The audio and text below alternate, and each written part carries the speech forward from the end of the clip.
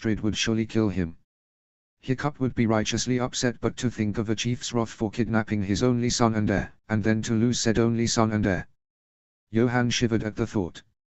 Finn's lip lifted in a smirk as if he heard these thoughts spoken aloud. Thor, he so looked like Astrid sometimes. Understood. Johan pressed. Finn finally shrugged. Fine. Good lad. Now let's go.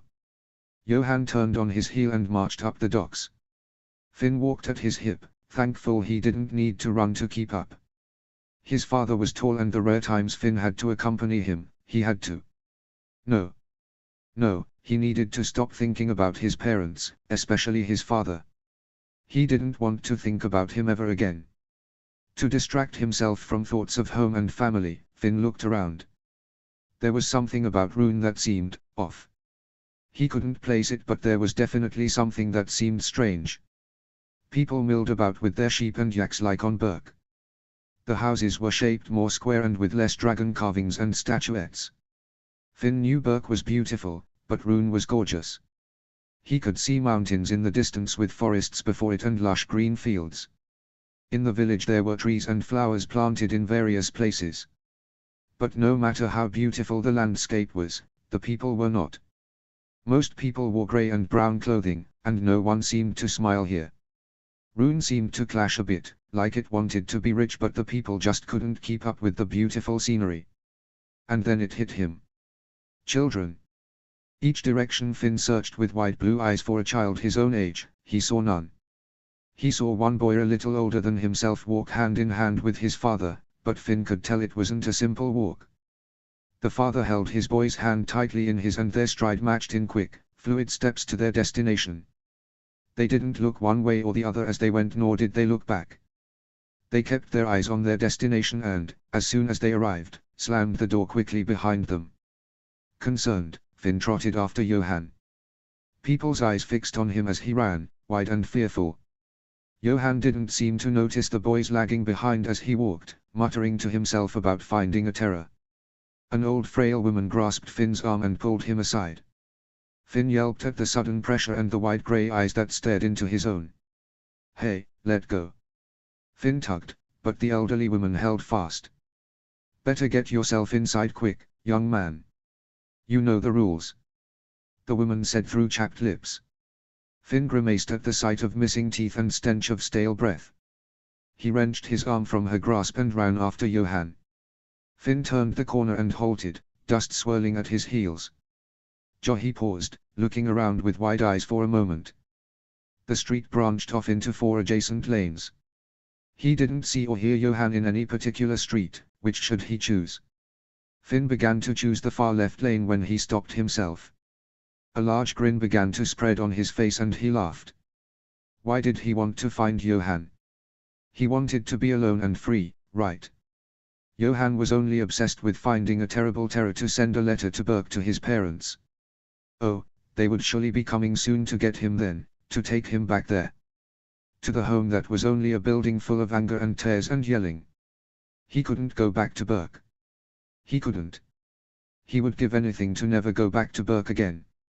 So he turned to the far right lane, hoping he wouldn't run into Johan by accident.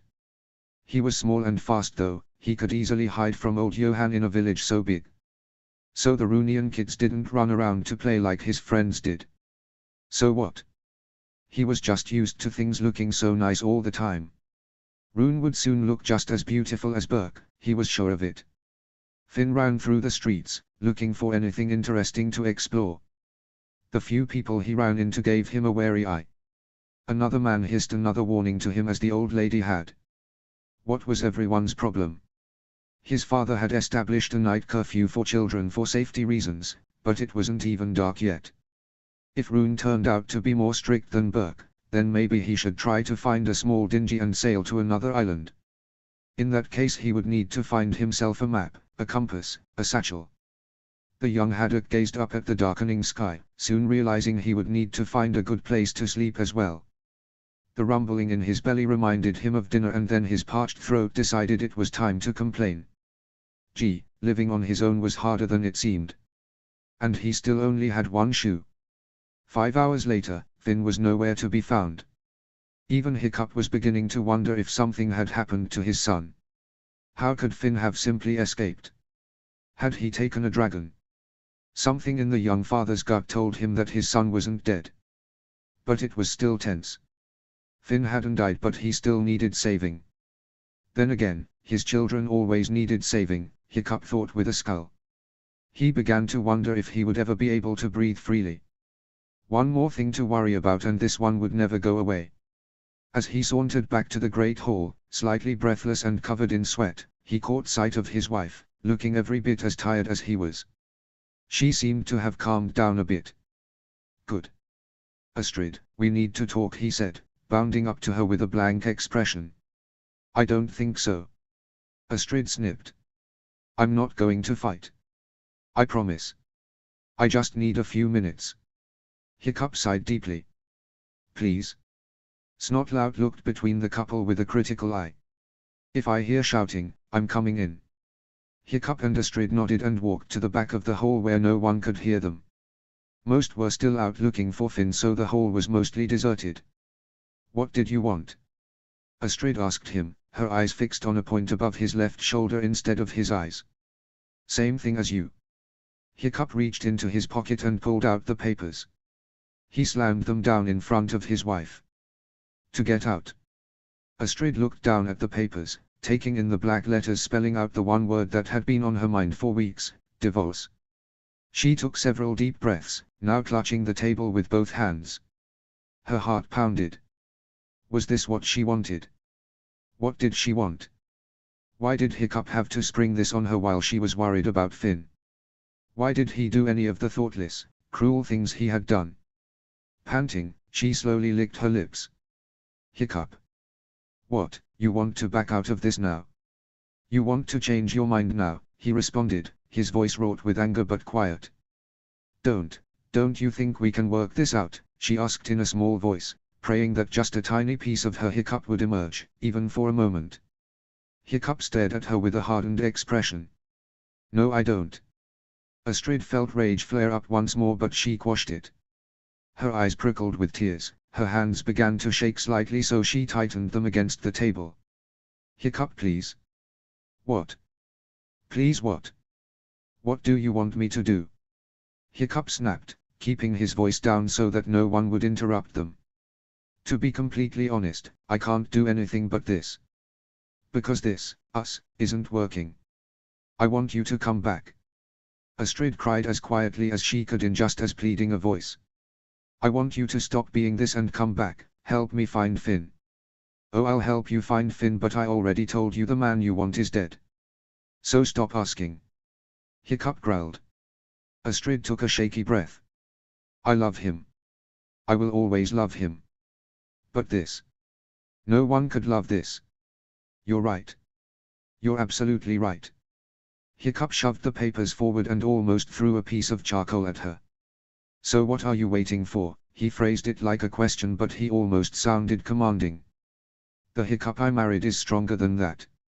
You are not dead, no matter how much you want to. Oh really? Hiccup smiled spitefully and picked up the charcoal. Would he do this? Astrid watched, as though in a trance, as the body of the man she loved containing the soul of the man she hated sign the bottom of the page and slide the papers at her. She stared down at his name, written in his usual handwriting, a name she had come to see as a comfort now resting at the bottom of a petition for divorce. Solid proof that her Hiccup, the man she still loved with all of her heart, was long gone. By the time she looked back up, Hiccup had already turned and began to walk away. Step thunk. Step thunk. A noise that had once brought her joy was now agonizing to hear. She wanted to block it out. She turned back to the paper, but she couldn't concentrate. Step thunk. She needed to think about this. Step thunk. This was a huge decision. She placed her hand on the charcoal, staring down at the name on the paper. Step thunk. A name, like that sound, which made her want to reach into that horrible man and pull out the remnants of her first and only love. If only to bury them. Step thunk. It wasn't supposed to end this way. She had loved him for a little over half her life. She had given birth to his children, stuck by him in his darkest moments. But not this moment, the darkest of them all. Step. She couldn't take this anymore. She picked up the charcoal and placed it on the paper. Thunk. Since Finn was distracted by deep thoughts on his future plans, he didn't notice the tall man wrapped in vibrant clothing step out from a nearby building. He paused mid-step with a curious smile, watching Finn silently wave his hands around at his sides while he mentally tried to come up with a plan. "Hello young man," the adult smiled warmly at the boy, making him spin around on the spot. "Are you lost?" Finn eyed the man suspiciously. "What makes you say that?" The man chuckled. "You're a feisty one, aren't you? Come now, what's your name? Maybe Ole Jarvan can help you." Finn continued to stare at the man, drinking in his odd appearance. He wore brown baggy trousers and had money bags tied to his belt. He also wore a purple shirt underneath a brown-colored vest with bronze buttons. All in all, he didn't look very Viking. And his accent was thick and strange, one the boy had never heard the likes of before. Jarvan sighed. "At least let me give you a hot meal. Obviously you have no home to go to, or you would surely be there by now." Finn's eyes narrowed. This man was smart, or his own destitution was that obvious. He didn't look to be a bad person at all, in fact he seemed rather wealthy. Wealthy people were always nice, not to mention his parents. Well, they were usually pretty nice to everyone anyway. Nobody was perfect. But at any rate, what was one meal with a guy who was offering? He wouldn't need to stay with Jarvan for long. He knew he would figure out a solid plan in time, but he couldn't honestly decline a good man's offer of free food. The boy finally sighed. "Sure. One meal. Then get lost. I don't need any help." Jarvan laughed out loud. "Sure thing, Squirt." "Don't call me Squirt."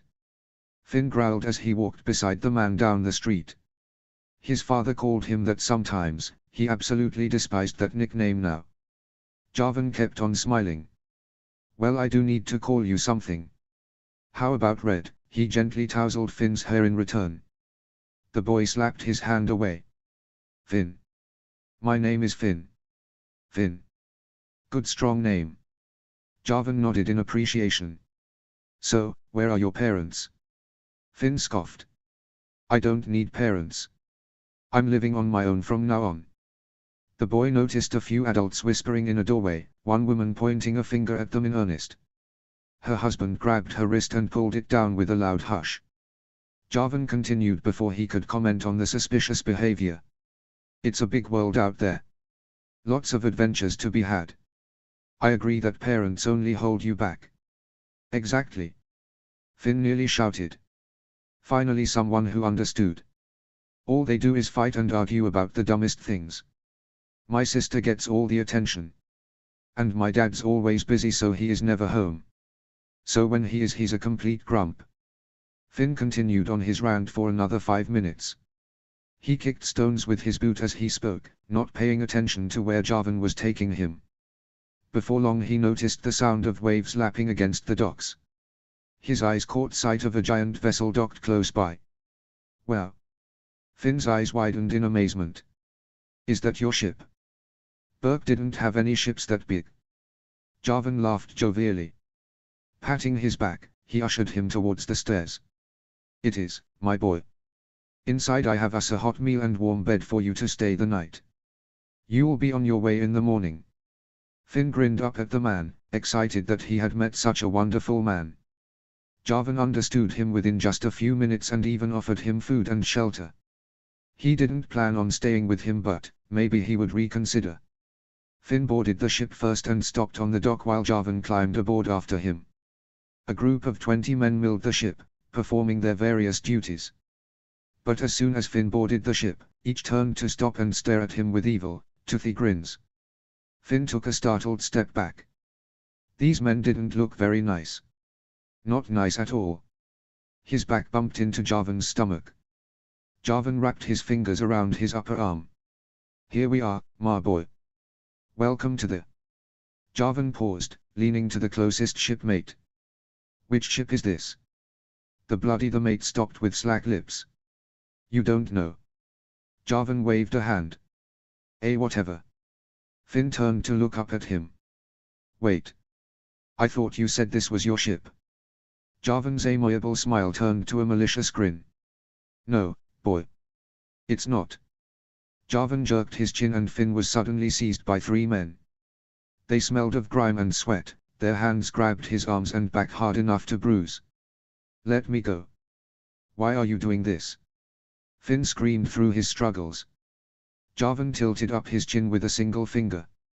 You really are a clueless little boy, just like the rest of them. You left home because your family didn't love you. Well, guess what, boy?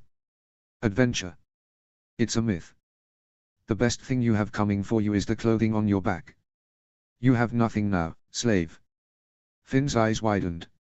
No, no, no, no, that couldn't mean. No. What? Finn writhed in the tight grasp. Jarvan laughed again, stepping back. That's right, boy. You're a slave now. Good strong boy like you should go for a lot of money. You'll be an investment, young enough to train and old enough to know better than to try to run away. Or you'll suffer the consequences. Jarvan chuckled. You wanted to travel, didn't you, lad? Your wish it about to come true. What no? Jarvan no. You can't do this. I'm the son of a chief, you won't get away with this. Finn's voice echoed through the belly of the ship as he was dragged down the stairs. Jarvan had long disappeared from view but he still threw his weight into every struggle, swing and punch he could muster. His throat began to crack at the force of his screaming. Finally, one of the slave traders had enough. Shut up, you little brat. The burly man backhanded Finn across the face with his fist with a force that knocked him off his feet.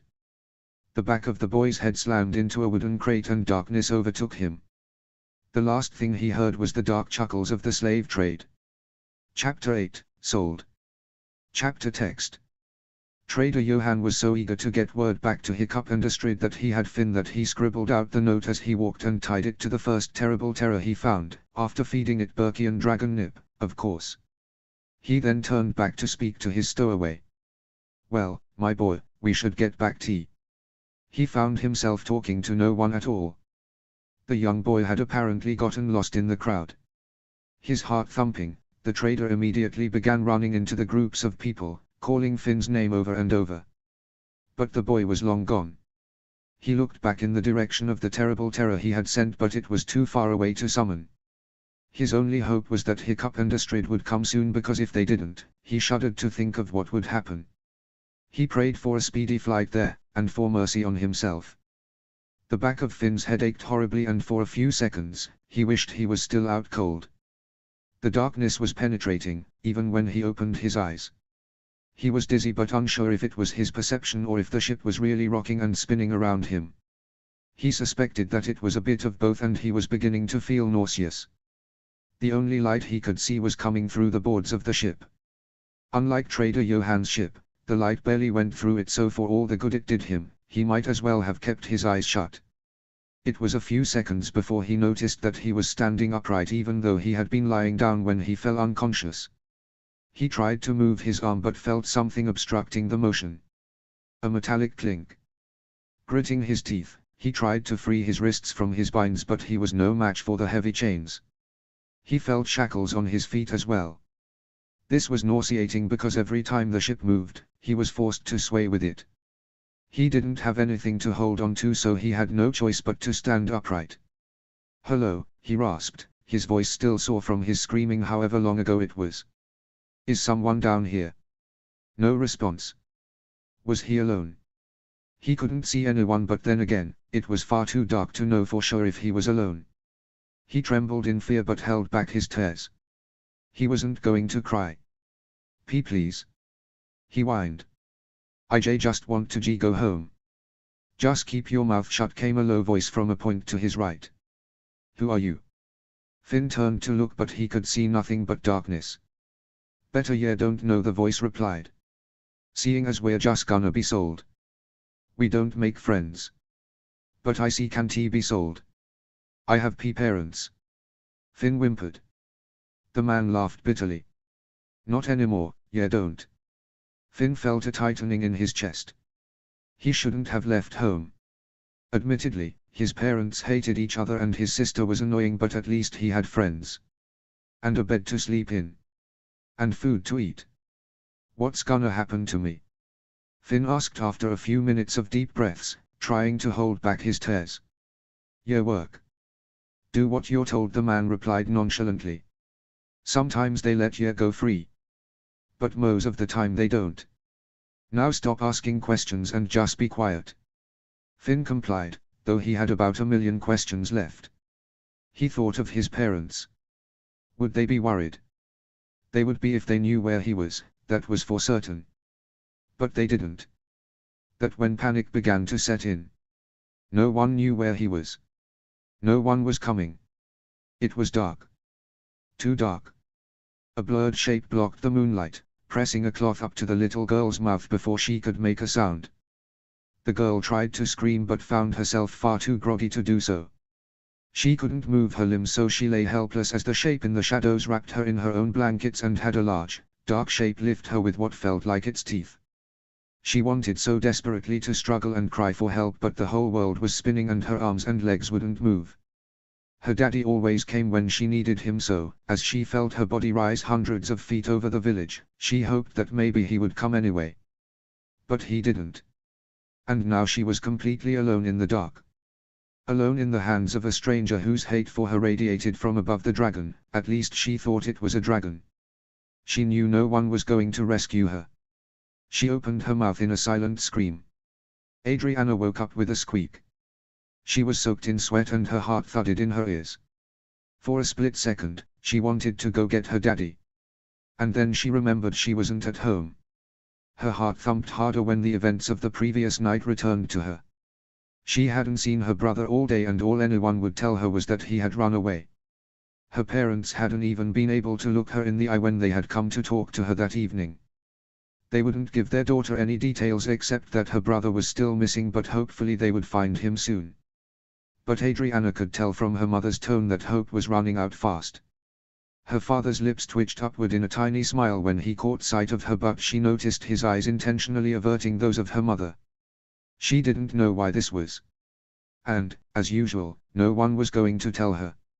And now she was alone. Alone in a house full of people. She loved Eric's parents, but she hardly knew his brothers and sisters. Gustav no longer lived with the family, so she was sleeping in his old bed, which had been pushed into Eric's sister's room. Magnus and Aud were fast asleep. She didn't like the Larsen girls much.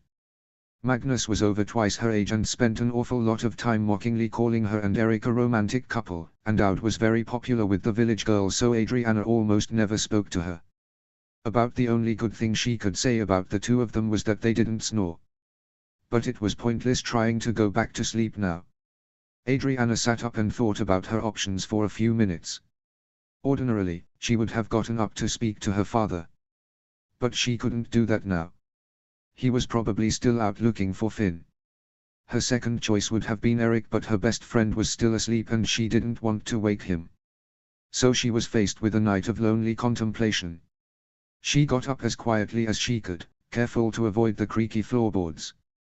It didn't take her long to descend the staircase and emerge into the main room of the house. She knew that Eric's parents now slept on the lower floor, so she was still going to have to be quiet. She briefly considered setting a fire and washing her face off. But the smell of smoke might alarm the Larsens at this time of night. She brushed her bangs out of her eyes and tried to wipe the sweat off her brow. She only succeeded in soaking her nightdress's sleeve. And then an entirely new feeling overtook her. Jealousy. Eric's family never lost anyone. The parents never fought. The siblings got along. Eric wasn't as stupid as she was. He had learned to read just fine. So why couldn't she? And why was she gripped with paralyzing fear almost every night? And why did no one, not one other child, understand what she was going through? Why? She was surprised at how quickly and suddenly these emotions overcame her. What was more surprising was that they wouldn't go away. They had festered below the surface a bit when she would watch other kids run and play freely while she was nervous about taking risks. But she didn't let them consume her. Why was it different now? Oh yes. Because her father was always close by. And her parents didn't used to hate each other so much. But now even those who had kept her sane all of these years were letting her down one by one. Like Poppy, when he had so abruptly left. She couldn't trust anyone. Not anymore. Not even herself. She stood at the entrance to the main room of the Larsens' house for a very long time, the emotions beginning to penetrate every barrier she erected to keep herself from succumbing to them. Now that they had, she didn't know what to do. She didn't even know what she wanted to do. This was new. This wasn't the sweet, compassionate little girl she knew. It was an angry, bitter child, a child she didn't even know emerging from the shadows of her own heart. And now that it was out, she couldn't banish it. She felt it running rampant in her mind, reminding her of everything that wasn't fair. And there was a lot of unfairness in her life. Too much. And that made her angry. It wasn't right. None of it was right. It wasn't supposed to be this hard. If it was, all the other kids would have fears too. Fearless was in Finn's name, and even when he had broken his ankle, still he gritted his teeth and dealt with it. Within 3 months, he was back to jumping off rocks and climbing trees. But that wasn't her. She had spent the first 8.5 months of her life with Finn. Why did he get all the fearlessness while she got all the, well, weakness? It wasn't because she was a girl. Her mother wasn't weak or stupid. It wasn't because she didn't have anyone brave or admirable in her life. She had more heroes than she could count, and she was the daughter of the strongest man in the entire world. So what was wrong with her? You all right? A sudden voice violently startled her. She emitted a small squeak of surprise but was relieved when she spotted Eric's father rolling out of his bedroom. I'm sorry, I'll go back to bed, she stammered. Don't worry about it. No sense in lying there for hours if you can't sleep. Olaf Larsen chuckled, rolling closer to her and lighting a candle. I understand the feeling myself. Though I hardly think it's for the same reason. Adriana watched him suspiciously, almost like she thought he might be an imposter. Olaf leaned back a bit in his chair with wheels, watching her with a warm gaze that soon melted her defenses. She relaxed a bit and strode forward, seating herself on their couch. Olaf wheeled next to her and lit a fire in the pit. What's on your mind? He asked amiably. Nothing. Adriana answered automatically. Really now? Olaf turned to look at her, the small fire now flickering and casting odd shadows on his face. Nothing at all. I hardly think that's the case. Smart kid like you's got to be thinking about 1,000 things at once. Adriana shook her head. I'm not smart. Well now, why would you go and say a silly thing like that? Olaf chortled, shaking his head as though she had told him the stupidest joke in the world. Just 'cause I am. It doesn't matter. Adriana propped her elbows on her knees and placed her chin on her hands. Of course it does. Olaf turned his soft brown eyes to Adriana's sharp green ones. Because if that's true, my Eric is a liar. Adriana's head snapped up. What? Well, isn't it true you play together a lot? Adriana raised an eyebrow. Yes. Well, he says he likes spending time with you best. Olaf told her calmly, poking the fire. And my son is a lot of things, but stupid isn't one of them. He wouldn't like spending time with someone who isn't as smart as he is. Adriana didn't have a response to this, so she remained quiet. Olaf watched her for a minute or two, but she pretended she didn't notice. You know how I can tell you're a smart kid? He asked. Adriana shook her head. You never point out the obvious. Most kids your age, they just tell you what's going on in their lives and leave it at that. But you and Eric, you like to pick apart your thoughts and draw conclusions. You like to think about ideas. So what if you can't read? What you can do is better. Adriana's lips twitched upward in a smile. Her daddy was the strongest man in the world, but she could see why Eric thought his was. Finn barely slept that night. It was far too uncomfortable in his chains. His stomach growled loudly, but no one came down to offer him any food. At this point, he would eat just about anything. His throat was so sore, each time he coughed, he thought he could taste blood. He had no idea how long he had been down there, but he was beginning to suspect that it had been close to 24 hours. No one had spoken to him since he had awakened from unconsciousness. The belly of the ship was filled with a putrid smell of just about every bodily fluid, some of it Finn's. It was stifling. Finn's nausea worsened and he prayed to the gods that he wouldn't vomit all over himself. Though he was beginning to wonder if he had anything left in this stomach. Perhaps that was the only thing keeping him from doing so. But still he would not cry. As sunlight began to shine again, several large men opened a hatch and descended the stairs. Finn blinked, his eyes in pain from sudden exposure to the bright sun. He looked to his right and saw two men, both quite a bit older than him, chained as tightly as him. But the men seemed to find him more interesting. They crowded around like vultures over a corpse, laughing at his battered appearance. One man seized him while another removed his shackles. Finn didn't think he could possibly be more humiliated than he already was. But, as in other areas in life, things can always get worse. The men got to work holding him while they ripped off his clothes. The only thing more humiliating than standing in front of them in his soaked clothing was standing naked in their midst. He heard several lewd comments about his body before they tied a loincloth around his waist. Then he was held tightly while the slave handlers did the same to the two other slaves. Finn shut his eyes and tried to block out their piercing voices. He was then shackled to the other slaves and taken to the deck of the boat. One of the men grabbed his head and pulled it down while another one pressed something white hot against the back of his ear. He screamed in agony and struggled, but it was no use. He had no idea why they had done it, but he knew that he had just received the worst burn of his life. And that was saying something considering the pets his parents kept. Within a few minutes, he was taken out of the ship and forced to march, shackled to the other slaves, to a platform. The slave handlers began speaking to a crowd of, Finn suspected, prospective buyers, but he didn't understand what they were saying. Everyone in this new place spoke a different language. Before long, he was pushed onto the platform as the slave handler shouted something to the crowd. People were yelling and screaming and pushing and shoving, all clamoring to get their hands on a young, healthy boy, especially one with such vivid red hair and odd features.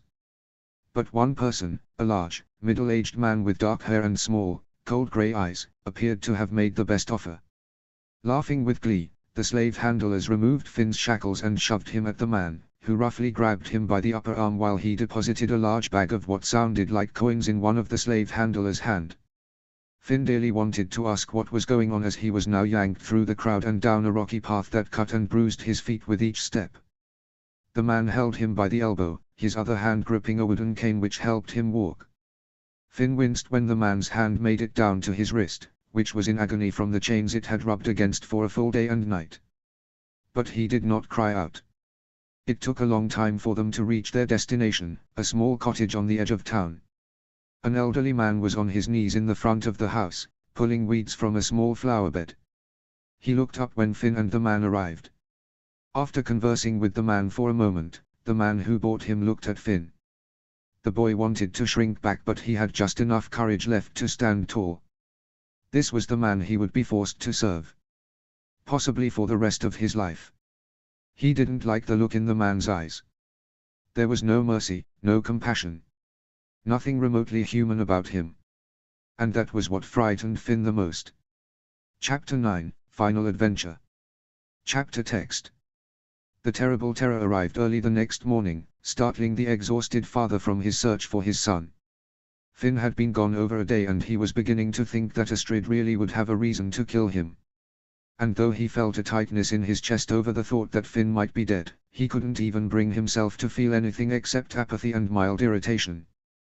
But even someone completely distracted with his own thoughts and feelings would notice talons digging into his shoulder. Ack! Go away! Hiccup growled, trying to brush off the small dragon. The terror, not one to be deterred by irritated recipients, stuck out her foot with a squawk. Hiccup relaxed his muscles slightly. I'm sorry. What have you got for me? He asked, untying the message from her foot as gently as he could as a sort of silent apology. The terror immediately turned and flew away, apparently not wanting to spend a second more than she had to with this grumpy man. Hiccup hardly paid attention to her assent, instead turning his focus to the letter. To whom it may concern. Master Haddock, Jr., decided to stow away on my ship, and I, unfortunately not considering this possibility, didn't manage to find him until I was nearly to my next destination.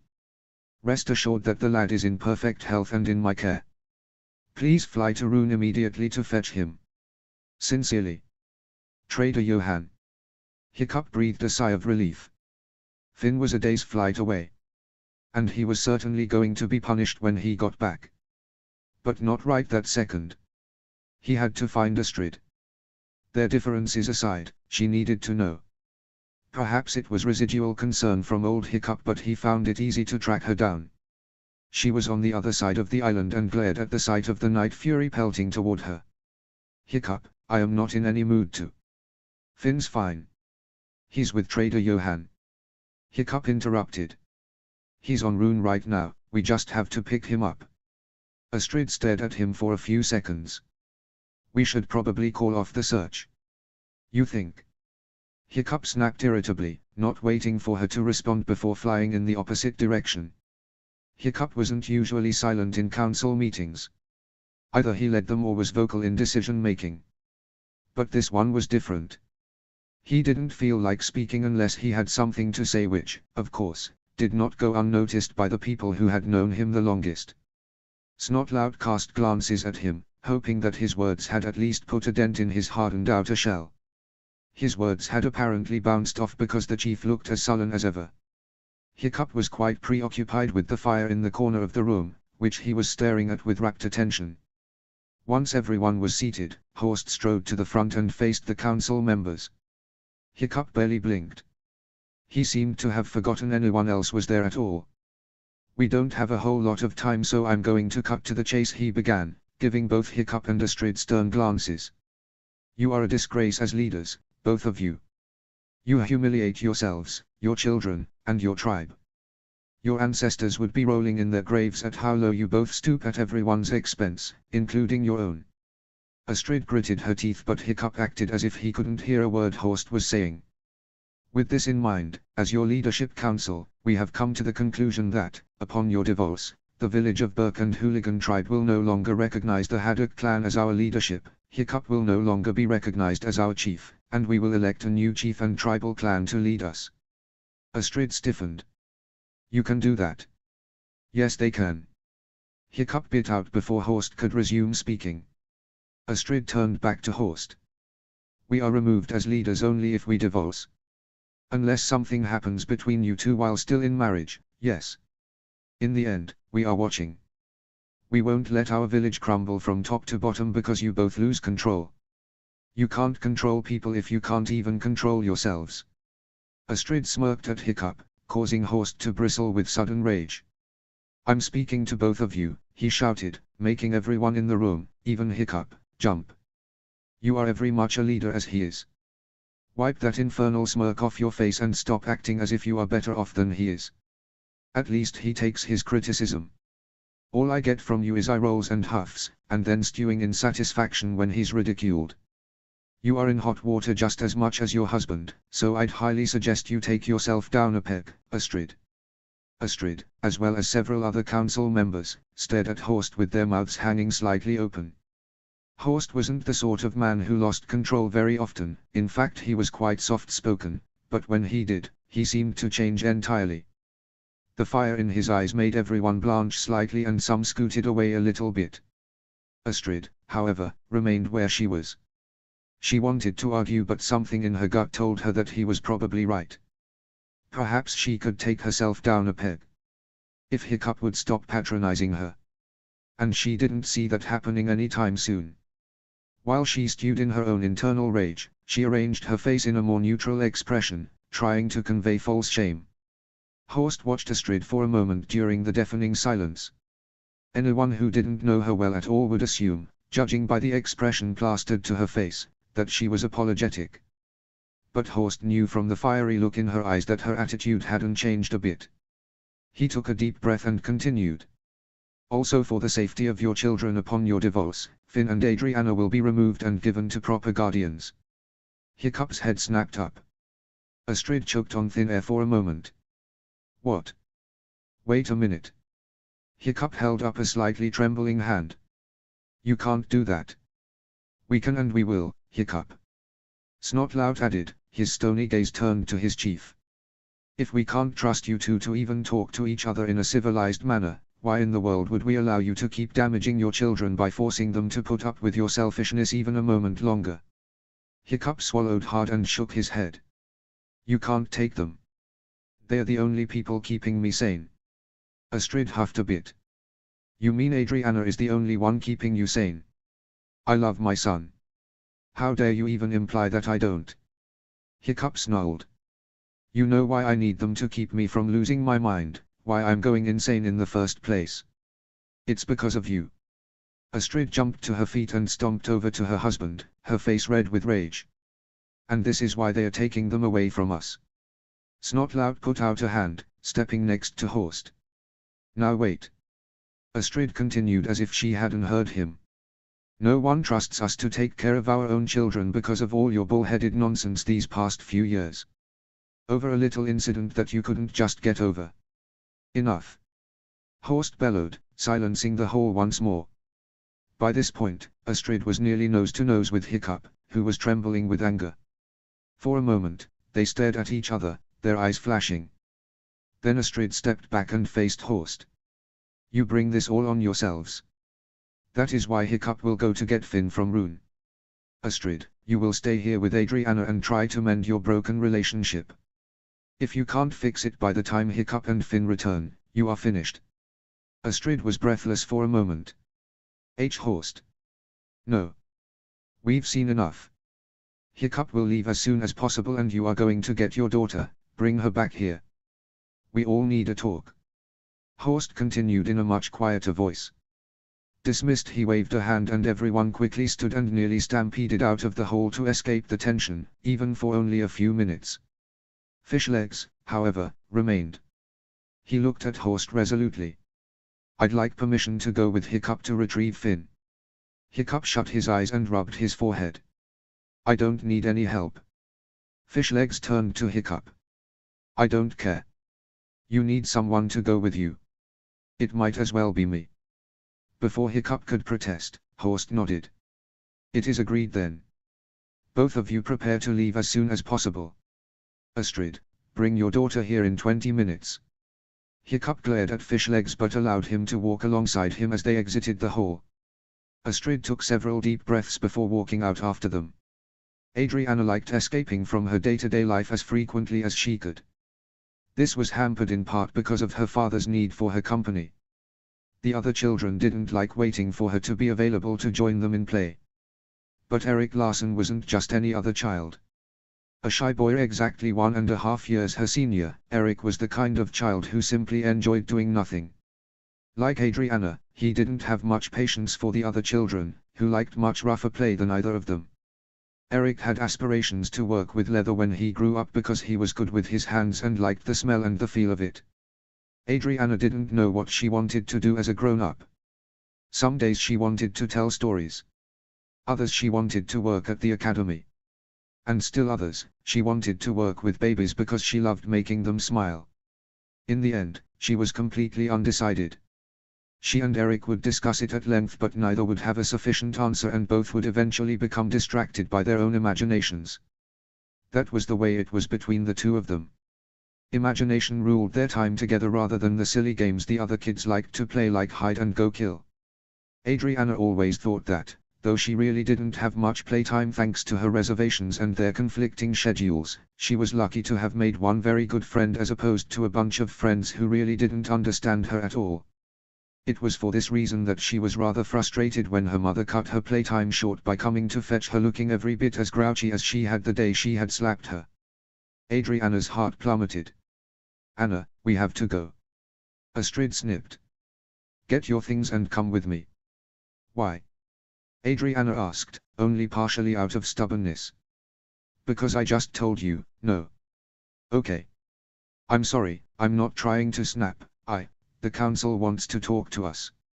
Astrid said, sounding more like she was talking to herself than to her daughter. It's okay, Anna. Erik smiled at Astrid in an agreeable sort of way. Can I come? Astrid stared into his teal eyes for nearly a minute. She didn't want him to come, but he was a big part of Adriana's life. She would let the council decide. I'll ask. Just get your things and come with me. We don't have a whole lot of time, she said as gently as she could, reaching out a hand for Adriana. Adriana glanced at the hand and walked past it. Astrid tried not to take this personally, though she knew that was exactly how her daughter had meant it, as she followed Eric and Adriana into the village. The friends didn't hold hands anymore, but occasionally, their hands would brush up against each other. It was like they still had the urge but felt they were too old to do anything so childish. Astrid was reminded of the days when she was eager to grow up.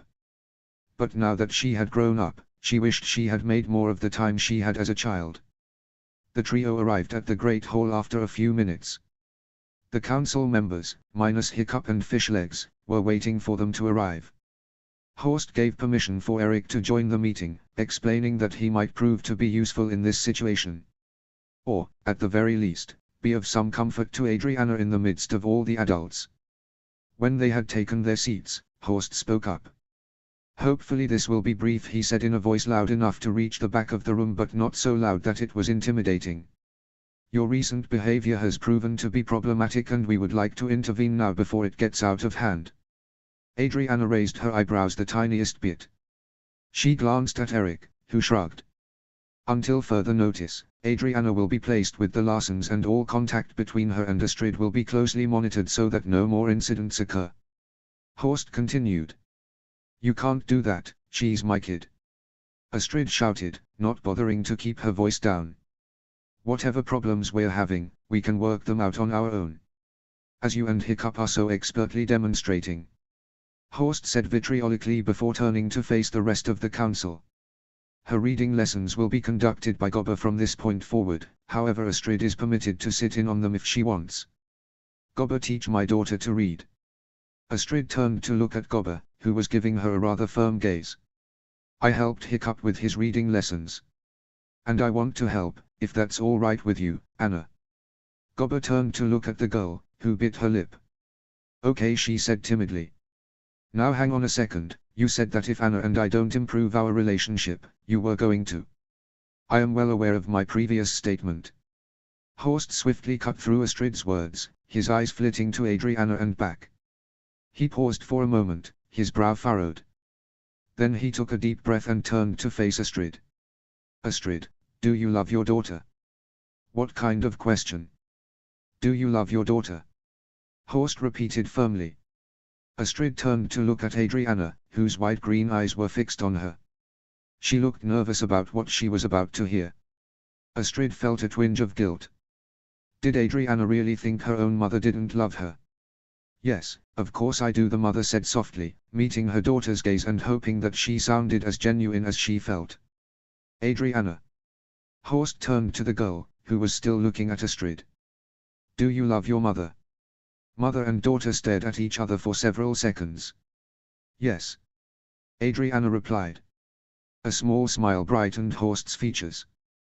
Then let's work on showing it. Hiccup was always amazed at how much he needed to pack for what would likely be an overnight trip. A second set of clothes for both himself and Finn, a small tent, blankets, food for both humans and dragons, and some other odds and ends he needed, including his sketchbook. He hadn't drawn anything in a very long time. After he killed Dager, inspiration seemed to evade him completely. He wondered if misery and guilt removed his creativity. He certainly hoped not. His love for Toothless and his children aside, his creativity felt like all he had left of himself. His eyes flitted to the drawer next to his bed. He had a dagger in there that he had recently sharpened. Slowly, he opened the door and gingerly put his fingers around its hilt. For a moment, he considered removing it from its sheath, but he quickly shook his head and placed it, along with everything else, in his bag, which he then tied to Toothless. What do you say, bud? One more adventure, he asked with a small smile, gently patting the dragon on the top of the head. Toothless cooed in concern, but Hiccup didn't have time to address it because Fishleg's voice permeated the house. You about ready, Hiccup? He called. Yes. Just a second. Hiccup called back. He looked around his room. A room he and Astrid had shared for nearly 8 years. In some ways, it looked exactly the same way it had looked when they first moved in. He had done some painting on the walls, but the bed was the same, as was the furniture. There were little marks on the wall from when the twins would sleep in a crib near their bed rather than in the nursery. He felt like smiling when he remembered the first time one of the twins had fallen ill. He and Astrid had been out of their minds with worry. He had even refused to touch Adriana unless he changed clothes after holding Finn. But she had caught the bug as well, and so, for a few days, he and his wife had to deal with two very miserable babies. That was why they had moved the crib, thus why there were marks on the wall, and why was he suddenly remembering that in the first place? His heart constricted slightly, but he shook his head and led Toothless out of the house. Fishlegs was standing at the front door, his supplies strapped to Meatlug. "You sure you have everything? Knowing me, I've probably forgotten something." Hiccup rolled his eyes. "I just want to get this over with." Fishlegs didn't like the almost dead look in his friend's usually bright green eyes, but he chose to ignore it for the moment so that he and Hiccup could find Finn sooner. The last thing he needed was to argue with the chief before they had taken off. As they arrived at the cliff from which they would fly to Rune, they heard frantic footfalls steadily rising in volume. "Daddy!" Adriana called, running as fast as she could to her father. "Don't go yet." Hiccup's smile was every bit as dead as his eyes, but the girl chose not to comment on this. "I wouldn't leave without saying goodbye, Addie." He put his arms around his daughter and held her close. His heart began to pound. This little girl, this miracle who seemed not to know she was special at all, no. He would not think about that. Thinking about how wonderful she was, how much better off she would be without him, made his heart ache and a few tears find their way into his eyelids. He blinked them away before breaking the hug and taking her shoulders. "You take care," he said, his voice trembling slightly. "And don't you stop dreaming, not even for a second." He gently brushed her hair out of her eyes, her beautiful green eyes so much like his own. "I love you, Addie." Adriana didn't like the look in her father's eyes, but there was truly nothing she could do or say to make the brightness return to them. "I love you too," she said with a sigh. "Don't forget, okay?" "I could never forget that." Hiccup tenderly kissed her forehead. Fishlegs watched this exchange with a concerned gaze. Something was distinctly off about it. It almost seemed like Hiccup was saying goodbye to someone he knew he wouldn't see again anytime soon, but that was crazy talk. He and Adriana would be reunited within a day or two. So why was he acting this way? Snotlout strode up to Fishlegs as Hiccup continued to speak to his daughter. Their eyes met and Fishlegs raised his eyebrows slightly. "Yeah," Snotlout said, turning back to Hiccup. "I see it too. Do you think we should tell someone?" Fishlegs asked in a low voice so the chief couldn't hear. "We could be wrong. Just keep an eye on him and communicate with us. Let us know what happens. Or what you think is going to happen." Snotlout replied. Hiccup had finally finished saying goodbye to his daughter. He mounted Toothless, looking like he was going to take off without another word. Snotlout hurried forward and grasped his arm. "Be safe," he said, trying not to appear too concerned for fear Hiccup would begin to press for details. "I'm only worried about Finn." Hiccup replied in monotone. "Yeah," Snotlout said, stepping back to allow Toothless room to take off. "That's what worries us," he muttered. The Night Fury and the Gronkle spread their wings and flew over the vast ocean stretching ahead of them.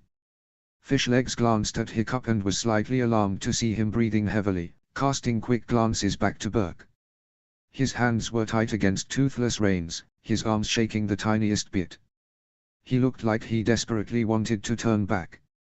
But as Burke disappeared into the horizon, he became less tense. His eyes were fixed ahead, his thoughts only on his mission. But Hiccup knew one thing Fishlegs didn't. Though his heart ached to even think about it, he had made a decision. He would never return to Burke. Chapter 10, Fortis. Notes. See the end of the chapter for notes. Chapter text. Hiccup never could understand why some people had such an aversion to traveling by dragon. The journey to Rune took a day and night on a ship, yet he knew he and Fishlegs would get there before sundown. What he didn't know was just how much of an advantage this would be in the coming week or so. Rune's shores came into view after a few hours of silence. Hiccup's eyes were fixed on his goal while Fishlegs hung back a bit, partially because his dragon wasn't as fast but mostly because he didn't want to disturb his friend. Hiccup was tense and he didn't look back once. Fishlegs could have turned around and flown back to Burke and the hooligan chief wouldn't have noticed until he arrived en route. As they descended, they caught sight of what appeared to be a large mass of ships pressing in on the shore. They recognized Trader Johans in seconds but there was no sign of the vivid red hair that would indicate that Finn was safe. Hiccup. Trader Johan called, his eyes wide with what Hiccup hoped to Thor wasn't abject horror. "Where is my son?" Hiccup asked as Toothless made a smooth landing on the shore next to the ship. Trader Johan wrung his hands in front of his stomach, not quite meeting Hiccup's eye. Hiccup glared at him. "Tell me where my son is," he growled as Fishlegs landed just behind him. "Your son managed to slip away from me just after I sent the terror," Trader Johan said in a rather high register. "I have been spending every second looking for him and did manage to piece together what happened." Fishleg's stomach clenched at the murderous expression on Hiccup's face. He almost stepped between the two men. "So help me Thor, if you do not tell me what happened to my son, I will kill you. Now start talking." Hiccup muttered menacingly. "I've spoken to several of the locals, who say they saw a red-haired boy walking alongside Javan the Deceiver." Trader Johan took a step back. "He appears to have gone missing soon after that. I've never heard of this Javan," Hiccup said, stepping forward so that he remained the same distance away. "You wouldn't have heard of him. He deals in the slave trade." Trader Johan winced. Hiccup's mouth dropped open but no sound came out. He shut it with an audible snap, turning away and digging his fingers into his hair. Fishlegs stepped forward. "Are you suggesting that this Javan person sold Finn into slavery?" "I'm saying that it is a distinct possibility." The trader looked over at Hiccup, who seemed to be completely ignoring him. "I believe he's still en route. I have been unable to locate him but an aerial view might prove to be more useful. Last I heard, he was wearing brown trousers with money bags tied to them. Also a purple shirt underneath a brown vest. Though he always dresses rather vibrantly so you won't miss him. He's a tall man, long black hair and pale skin. Has a strange accent, though I'm not familiar with its origin." Hiccup looked torn between punishing Trader Johan for his negligence and going to find Javan. Grumbling to himself, he turned from the trader and stomped into the crowd, gritting his teeth rather hard. Fishlegs hurried after him. There was no doubt in his mind that if Hiccup as much as caught sight of his son's captor, he would kill him. And Fishlegs wasn't about to let Hiccup take another life. Many people knew that Javan considered himself to be a very brave man. He had killed people over financial disputes, fought with pirates, and even slew an army of dragons. Admittedly they had been terrible terrors but he tended to leave that detail out when regaling people with this story. But his job mostly entailed finding strong young orphan boys and selling them to the slave trade for a very good profit. He lived very well and was receiving quite a reputation, and not all of it negative. But even the bravest man in the world would have been frightened by what was about to come.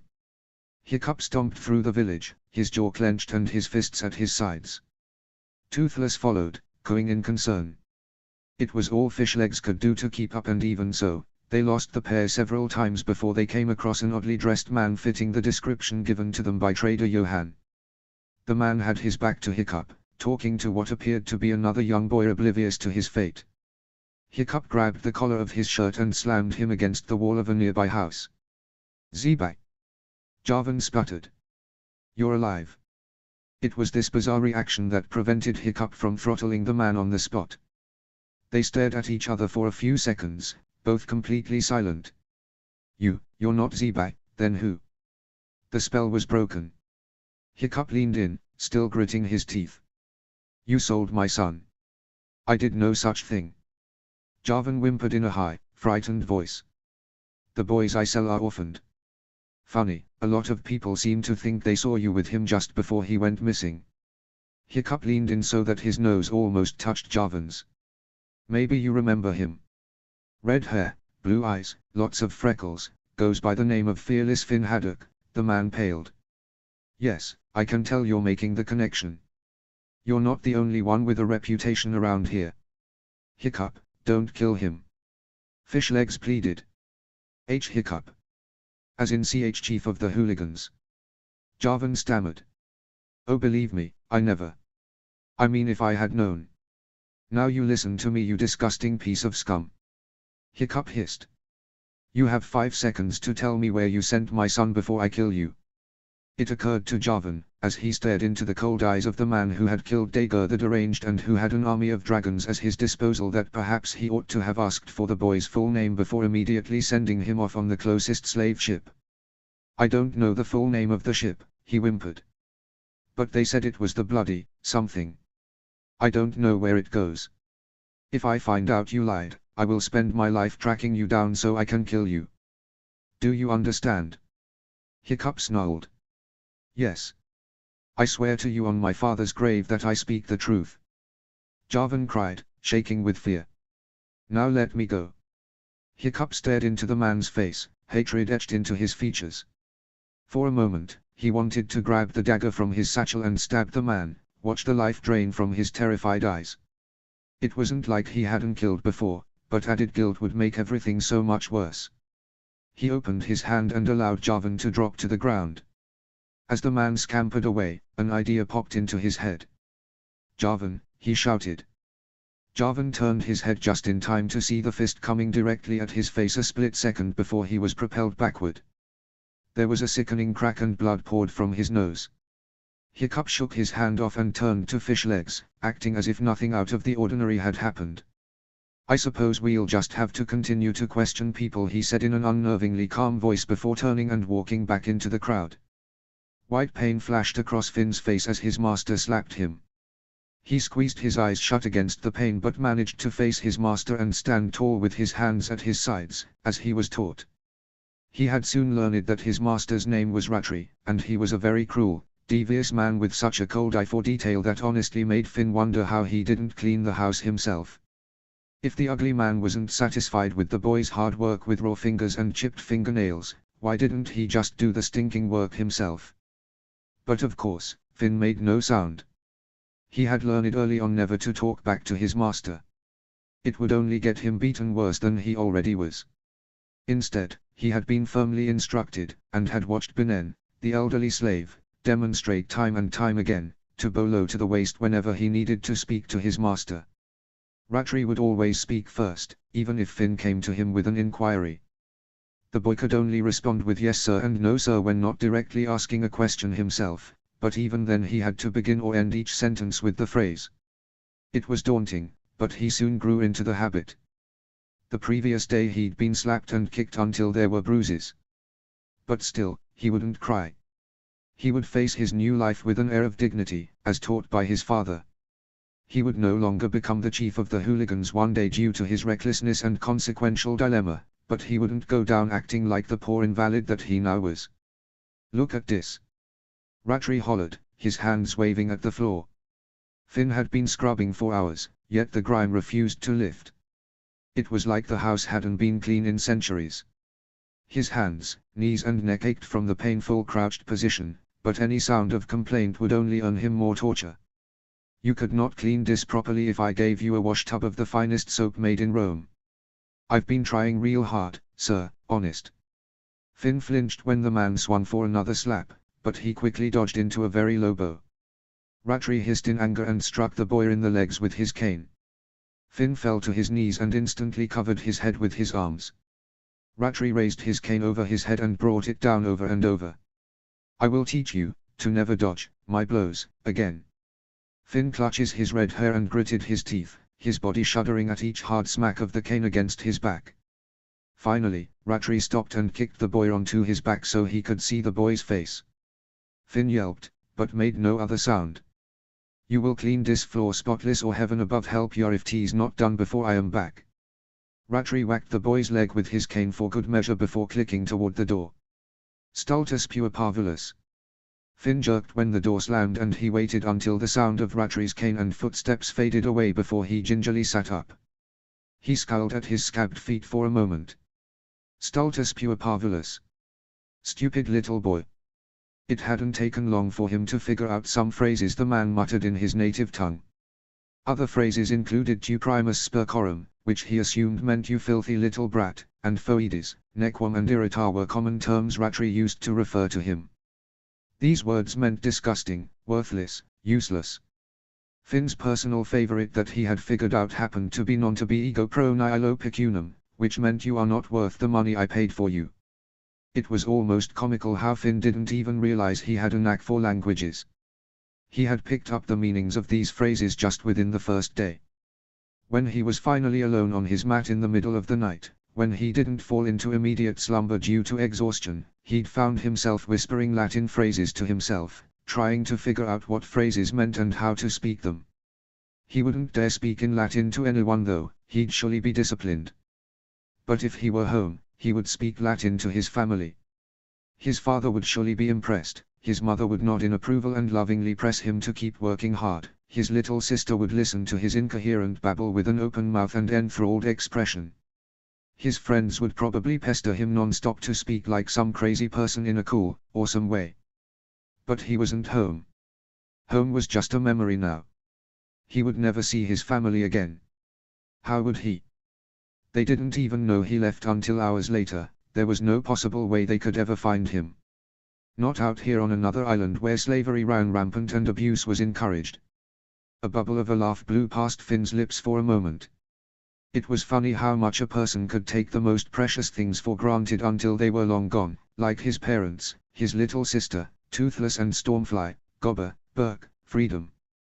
A wave of depression hit Finn like a ton of bricks and he dropped his face into his hands, still sitting cross-legged on the dirty floor. Don't cry, don't cry, don't cry, his mind screamed, but the tears continued to well up. He pulled at his hair to keep from breaking down, and he realized the pain helped him focus. Perhaps that was why his father pulled at his hair when he was angry or confused or stressed. The pain probably kept him from going insane. Soft footsteps echoed down the hall and Finn's head snapped up in fear. It was Binnen. The frail old man with hunched shoulders stepped closer to the boy, his wrinkled skin covered in noticeable scars from head to toe. He gently reached down and grasped Finn's forearm, helping him stand. Finn gingerly stood, his back screeching in pain from the new bruises. He quickly wiped his eyes with the heel of his grubby hands, not caring that it was filthy. The boy flinched when Binnen gave a short look at his back, but said nothing. He then stood in front of the boy with a soft, compassionate gaze. Finn stared into his equally blue eyes with confusion before Binnen gently pulled him to his chest in a soft hug.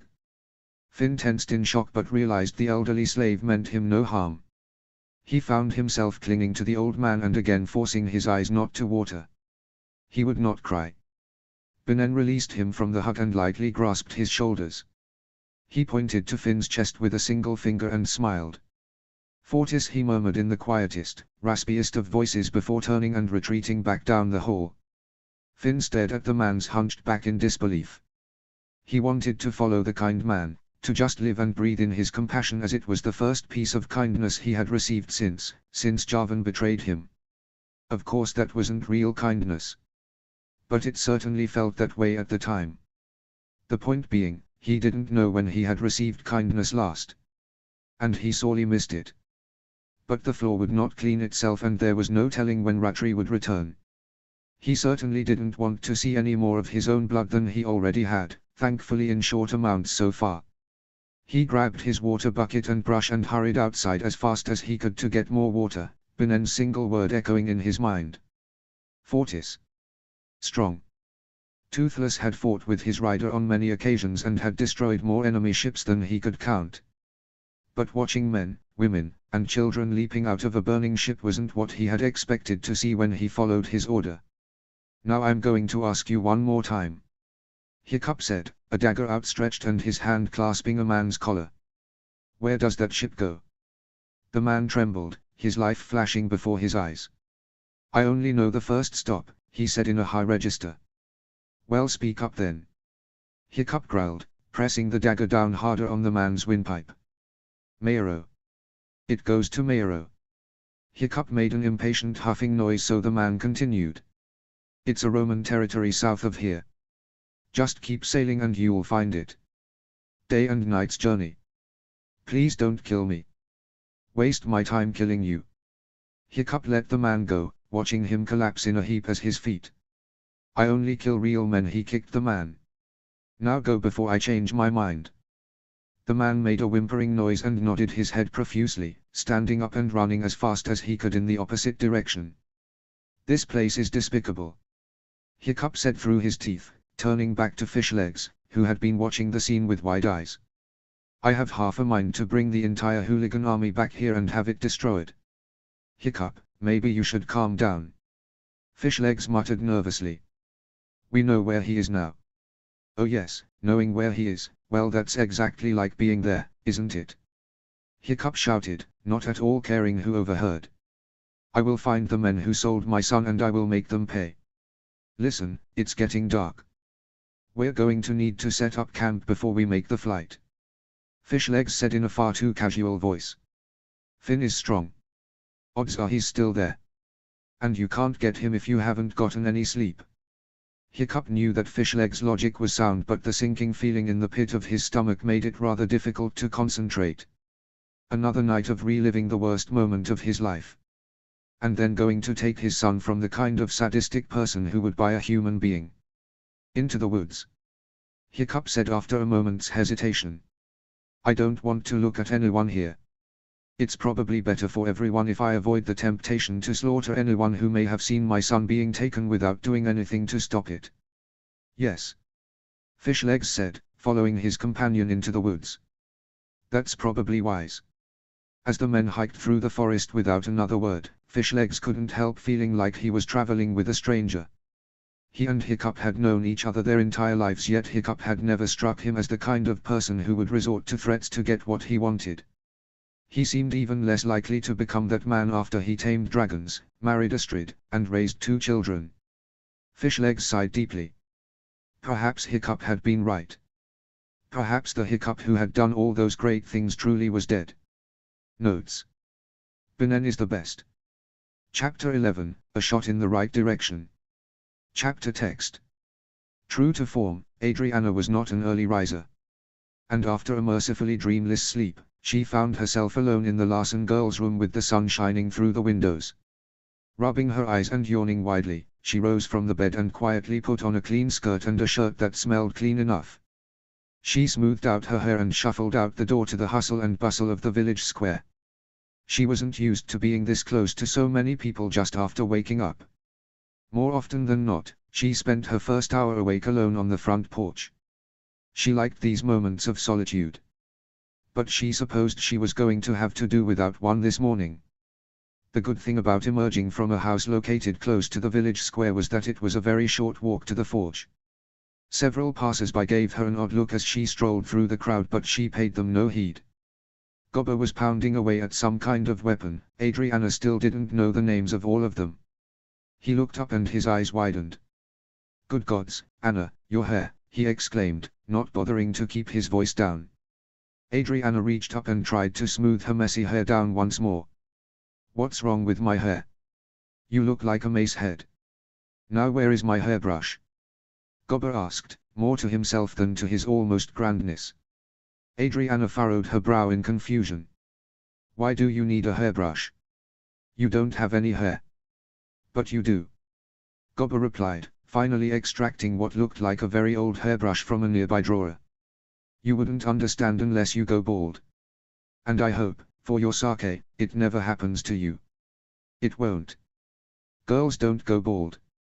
Adriana informed him, running the brush through her tangles. It was a good thing Gobber had stopped the girl from going about her day looking like she had weeds on her head, because Astrid turned up moments after her daughter had finished brushing her hair. She nodded in approval at Adriana's appearance before turning to Gobber. I'm not late, am I? She asked him. For the reading lesson. You're right on time. Gobber replied jovially.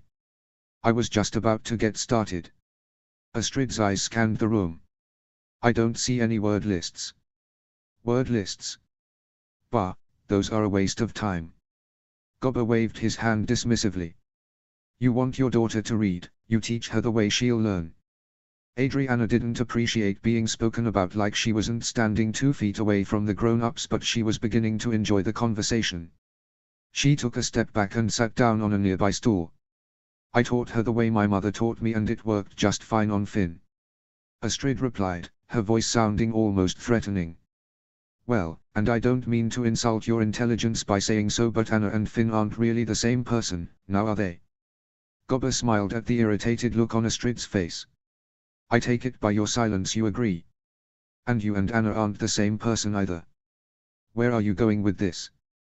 Well, Hiccup was a bit slow in this area as well till I came up with some ideas to make it a bit easier for him. Anna might respond similarly. Gobber suddenly grasped a bow and several arrows. Both of you, follow me. Astrid and Adriana exchanged curious glances before following the large man as he hobbled into the woods. It didn't take long to arrive at a clearing where Gobber had set up several targets, each covered with several written words. The way I see it, he said as he placed the arrows on the ground, it's not enough to tell them to sound out the words. She seems to have that down. But can she pick them out of a clump of words? Gobber handed Adriana the bow and an arrow. I take it you've used one of these before. Adriana looked down at the weapon in her hands. No. Ah, well then you'll be learning something else. Gobber removed a spyglass from his belt. Hold this to your eye and look at the words on the targets. Adriana slowly took the spyglass from Gobber and put it up to her eye. That's enough, he said, now snatching the spyglass out of her hand. You'll be shooting left-handed. But I'm right-handed. Adriana protested. Yes, but it's not about what hand you write with, it's about the stronger eye. And your left eye is stronger. You want to get the best angle. Gobber pointed to the target as Adriana placed the arrow in the bow the way she had watched her mother do it on several occasions. Astrid nodded in approval. Now I want you to shoot the word dragon. But I've never shot an arrow before. Adriana said, looking very nervous. Ah.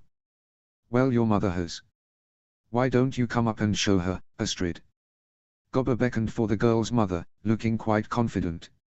Astrid took a few slow steps toward Adriana, almost as if she thought her young daughter was going to suddenly burst into flames. She didn't know what Gobber was doing, but it certainly didn't seem like a reading lesson. Well, it's pretty simple. Don't draw your strength from your arms, draw it from your core. And stand up straight. Elbow up a bit more, that's it. Astrid was surprised at how quickly Adriana appeared to be picking up the skill. Now, shoot the word dragon like Gobber said. But that's a long word. Adriana protested. Not really. Just sound it out, like I said. It's not so hard. Astrid pointed to one of the targets. It's on that one. But that's all the help you're getting. Adriana nodded, her brow furrowed in concentration. She peered at the words on the target. Dragon started with a D, didn't it? Yes, she thought, it did. And it was probably followed with an RD. Ah, she smiled and shot the arrow at the target. It landed directly in the middle of the A. That's it. Gobber exclaimed with a smile. And you seem to be pretty good at archery too. Why hasn't anyone taught you before now? I don't know. I didn't ask. Adriana replied timidly. I'm not very good with weapons. Ake, who told you that? Gobber asked, shooting a suspicious glance at Astrid, whose eyes immediately focused on a nearby tree. Mommy. She said I don't have upper body strength. Adriana replied quite calmly, not noticing her mother's obvious discomfort. That's not exactly what I meant. Astrid mumbled, still avoiding eye contact. I mean. I just meant compared to Finn. She sighed. Can we go back to reading? Gobber stared at Astrid for a few moments before turning back to Adriana. I'd like you to shoot the word sword and then mace and then Viking. Can you do that? I'd like to talk to your mom for a second, but let me know when you're finished. Adriana nodded. Gobber immediately bounded forward and gripped Astrid's upper arm, gently leading her out of her daughter's earshot. Well, I think I've figured out part of your problem, he said in a low voice. You're not willing to teach her anything else. Anything that gives you passion and enthusiasm. I do. Astrid exclaimed, causing Adriana to glance in their direction. She smiled and waited for the girl to turn back to the targets. Look, I only said that because she wasn't very good at any of the things I was trying to show her. And Finn was. So I just stopped teaching her. And did she want to keep learning? Astrid remained silent for a moment, her eyes now fixed on her boots. Yes. But I told her she couldn't come with Finn and me because she wasn't as good. Gobber stroked his chin. So you excitedly taught Finn what you knew while leaving Anna out. Why, that sounds a bit familiar, now doesn't it? Astrid backed away, not liking the sudden guilt causing her stomach to ache. I'm not as bad as Hiccup, he dotes on her all the. I'm not talking about Hiccup. I'm talking about you. And your daughter. How much time do you spend with her outside of her reading lessons? Gobber's gaze was almost painful. She doesn't like anything I've tried to teach. Astrid hissed through her teeth. She loves dragons, why haven't you focused on that? Gobber asked without missing a beat. Because that's Hiccup's territory. Astrid replied, beginning to feel quite agitated. He knows more than I do. But you know quite a bit more than most others, having run the academy and worked alongside your husband all these years. I'd consider you every bit as much an expert as him. Gobber gestured in the direction of the village. And you know more about your own dragon than he does. There's nothing you can teach your daughter that he can't.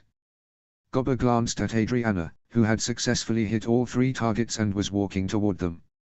She's a natural at archery. Maybe you shouldn't have given up so early. The guilty feeling began to permeate Astrid's insides. She gritted her teeth, trying to feel angry at Gobber for pointing out her errors, but she couldn't quite push down the feeling that she had completely ruined her relationship with her own child. Anna, I'm going to go for a bit. Gobber can teach you some more. Is that okay? She asked the girl, who was looking rather excited. Adriana shrugged.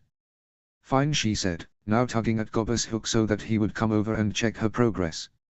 Astrid walked away from her daughter, all sounds around her oddly muted as her mind began to spin. She needed some time to think everything through. But as she stared at her boots as they crunched through leaves and twigs, she suddenly thought of something that made her insides boil with rage and shame. Hiccup had been right. She had been so obsessed with perfection that she had excluded her daughter. Adriana wasn't as talented as Finn in what Astrid enjoyed, so she had written her off.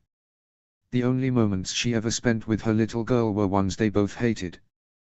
They looked forward to escaping from each other. And it was her fault. She had pushed her daughter away. And it was the man she was supposed to love that had brought all this to her attention only for her to scoff at him. Perhaps Hiccup wasn't as far gone as she'd thought.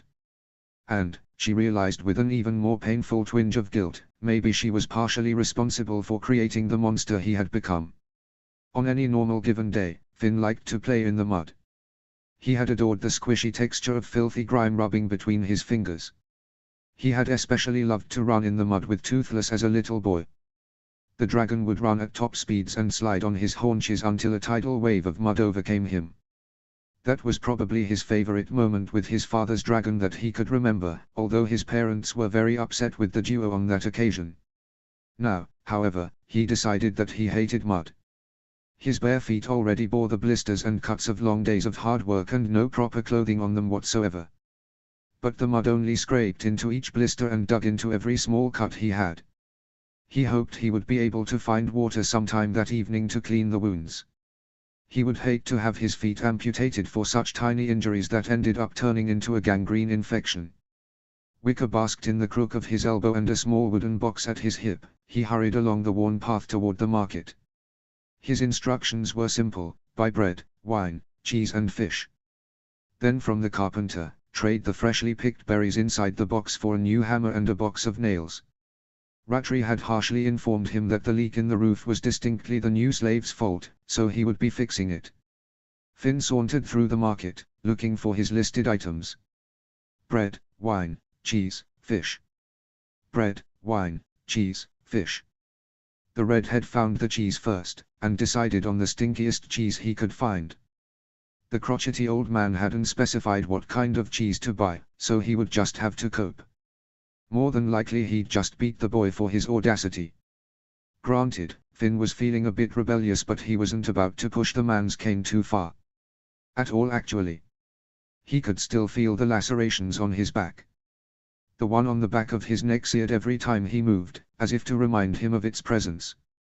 He tried not to think of what would happen to Rattray if his parents ever saw his wounds. Finn mentally slapped himself. Stop thinking about them. They aren't coming. He stepped up to the dock where the fish was sold and chose a couple cod. Surely the man wouldn't mind cod, everyone back home ate cod like it was fresh sweet buns from the village bakery. Next Finn made his way farther into the market in his search for bread. He paid a man for a few decent-sized loaves, and then paused when he considered the tankards of wine. Which should he choose? Again, Rattray hadn't specified what he was to buy. And being a solid 7 years old, Finn didn't exactly know what was good. He was known for being a little tenacious and rebellious back home, trying new things and tricks to see how far he could push his parents' line. But he wasn't that dumb. Not yet anyway. Salve, puri. Quid possum vobis? A merchant with a large toothy grin leaned over his counter to look at Finn. The boy stared up at him with wide eyes. Norse. The man blinked at Finn awkwardly and he bit back a sigh. Latin it was. Me opposist, vinum. I need to buy wine. The man raised a large wine bottle with a deeply furrowed brow. Vinum. Wine. Esham. Bonum. Finn asked. Yes. Good. The man huffed in frustration. Stupid slave owners should teach their slaves the language before sending them out to do their shopping. Itiariustus picunum, pure. Non omnes dies. Finn stared at him with an open mouth. His vocabulary wasn't that expanded, plus he spoke rather quick. The reddening of his face may have had something to do with it. Finn grabbed a bottle and lifted it toward the man. Unassist, bonus. This one okay. The man snatched it from his hand, marked it with a piece of charcoal to show it was sold and accepted Finn's argentum coins, known as pecunia. They were an interesting form of money, compared to what they used on Burke. The merchant nearly threw the bottle of wine at him before waving his hand at him with what seemed to be a shooing gesture. When Finn began to walk away he thought he heard the man mutter a few choice terms in Latin, to which he didn't need a translation. It was ironic how one could tell a swear word from almost any language, but he could get lost on the simplest of terms. Heather Jorgensen was a patient woman. She spoke to her children slowly and precisely, even when they were acting up. She lost her temper so infrequently that the villagers had no idea what to do with her on the rare occasions when she did. Snotlout, on the other hand, could be rather hot-headed, just like his dragon. It was probably a good thing that the couple differed in this respect, otherwise there would be a lot of fighting and very little productivity. But both adult Jorgensens, and even Inga, on some level, had enough of the Haddock's constant bickering. So when Heather caught sight of Astrid sauntering over, staring at the ground and irritably kicking pebbles away with the toe of her boot, she wanted to flee. Unfortunately, the Haddock matriarch spotted her before she could make her escape. Heather, wait. Astrid called, now jogging to catch her friend before she locked herself in the house. Astrid, hey. Heather groaned, taking a deep breath to calm and brace herself. Sorry, am I interrupting something? Astrid asked, looking disappointed and now walking in step with her friend. Heather sighed. No. No, you're not. Why don't you come in for a cup of tea or something? The kids are with the Ingermans and Snotlouts out hunting. Great, thank you. Astrid smiled weakly, pulling open the Jorgensen front door and allowing Heather to enter before her. I just needed someone to talk to. She explained nervously. Well, how could I say no to that? Heather questioned rhetorically, mainly to herself, as she put the kettle on the fire her gronkle had ignited. Astrid was silent, watching her friend's movements as she prepared the tea. There was so much she wanted to ask, to say, but nothing seemed to formulate into words. It was like she was staring at a puzzle and couldn't identify any of the pieces. That annoyed her. The former Horferson liked having everything under control, knowing everything. However, as Astrid was finally separated from her husband and from her children, she began to reflect over the past too. It was impossible, she noticed somewhere, and somehow, she admitted to herself, she had lost control, and her previous stubborn ignorance of that fact led to the loss of what she valued most. She needed to know how and where it all went wrong. She just didn't know where to start. Do you and Snotlout, do you two ever fight? Heather paused in her work. Turning around to face Astrid, she raised an eyebrow. You do know my husband, don't you? Right, stupid question. Astrid shook her head. Heather resumed her attention to pot of boiling water. The haddock matriarch hesitated before asking her next question. Do you and Inga ever fight? Well. Heather mulled this over for a moment before replying. To some extent, yes. I mean, she's only 3.5. She turned around to finish making the tea. Astrid nodded sheepishly. Sitting down, she rested her chin on the palm of her hand. Heather, am I a bad mother? It seemed everyone on the island of Berk had prayed that they would not have to answer this particular question at the present time. Heather looked up from her boiling pot, and sighed, her shoulders slumped. She hesitated, grudgingly asking the gods why her before returning to her work. Recently or in general? Heather asked nonchalantly, eyeing the container of honey in her hand and promising herself that she would throw some of it into the conversation before delivering the hatchet. Well, now I know your answer. Astrid murmured. She buried her head in her hands. I am a terrible mother. Why did I think I could do this? From what I remember, you didn't. It just sort of happened. Heather turned to face her guest, who only glared. She cleared her throat and glanced at the wall. Listen, everyone makes mistakes. I've made a fair few. And I mess up with my daughter all the time. But I don't just sit there wallowing in it. I get up and do something about it. Yeah, it might be too late for that. The haddock matriarch grumbled. I have spent the last 2 years trying to get my daughter to sound out words and figure out sentences, but one day with Gobber and she suddenly knows how to read. Astrid blurted out. But for 2 years you taught her what ultimately spring launched her. That doesn't make you a bad mom. Astrid sighed heavily, not comforted in the least. Heather focused on her distraught friend as she stared at her skirt. Her heart turned. She wanted to help so badly, but Astrid did not listen to reason easily. Suddenly, she had an idea. Then again, I guess you are right. Astrid's head instantly turned to her. You have favored one child over the other for years, yelling at the other one when she can't do things the way you want. When your husband takes her under his wing, you get upset and yell at him. Astrid, you're not only a bad mother but a bad wife. The haddock stood to her feet in an instant, her jaw tight and eyes hard. Oh, don't get mad at me. Heather continued. You're the one who said it. I just agreed. But what about the clothes I make and mend? The meals I cook? The household I run? I have provided for my whole family single-handedly. Well, you're obviously not doing a good enough job, otherwise the family wouldn't be falling apart. Heather folded her arms smoothly. You can't pin that on me. Hiccup hasn't done anything to support this family in the past 2 years besides earn an income. Hasn't he? He has protected his children and his wife. For God's sake, the entire tribe. He has served us and cared for our every need. He put others above himself, even in his state of mental depression.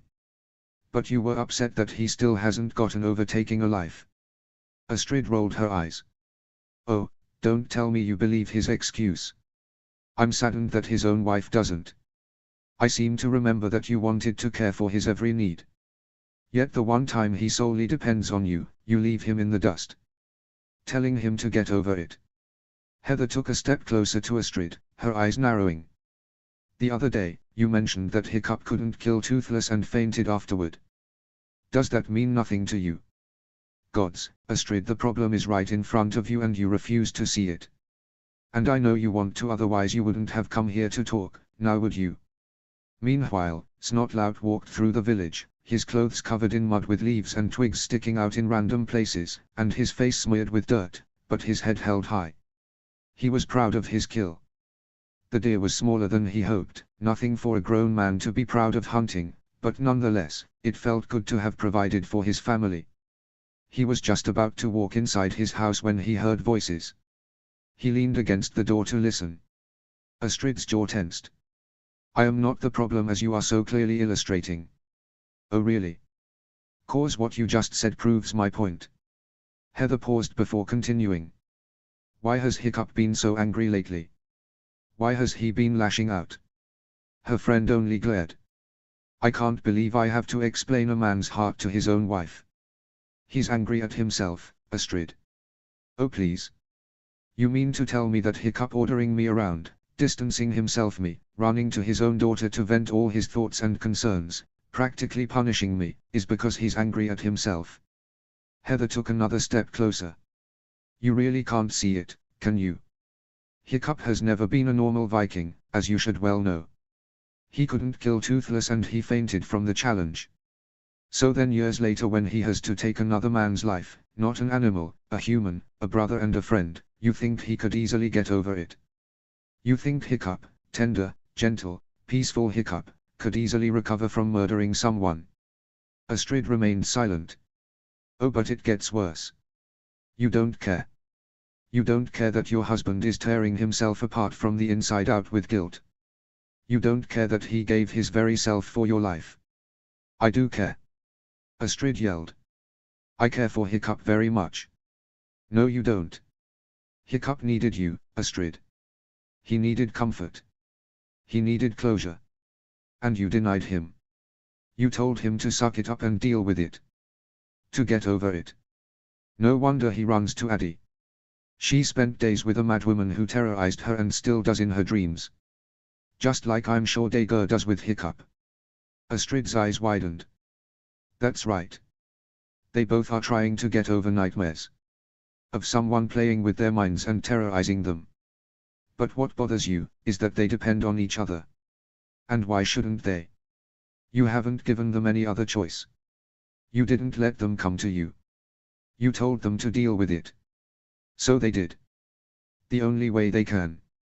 You always knew what was important. How to distinguish what to do next. Hiccup doesn't. Hiccup is very emotional, as you should well know. He tried to come to you, to get that guidance from you. But you denied him. So he tried to bury it for you, to forget it and get over it. But you know Hiccup can't do that. For instance, he fainted after not being able to kill Toothless. So all that guilt grew inside him, and you kept poking it, like a fire. And when you stir the coals of a fire, it only grows. So how can you blame the fire when it burns you? Astrid, the mess you're in now is your fault. Astrid tapped her foot and stared at a wall for a moment, before she turned back to face Heather. I don't need to hear this from you. I already hear this from my husband and my daughter. And why is it that you are so stubborn to not see when you are the one in the wrong? Are you telling me that it's my fault Hiccup had an affair with his own daughter?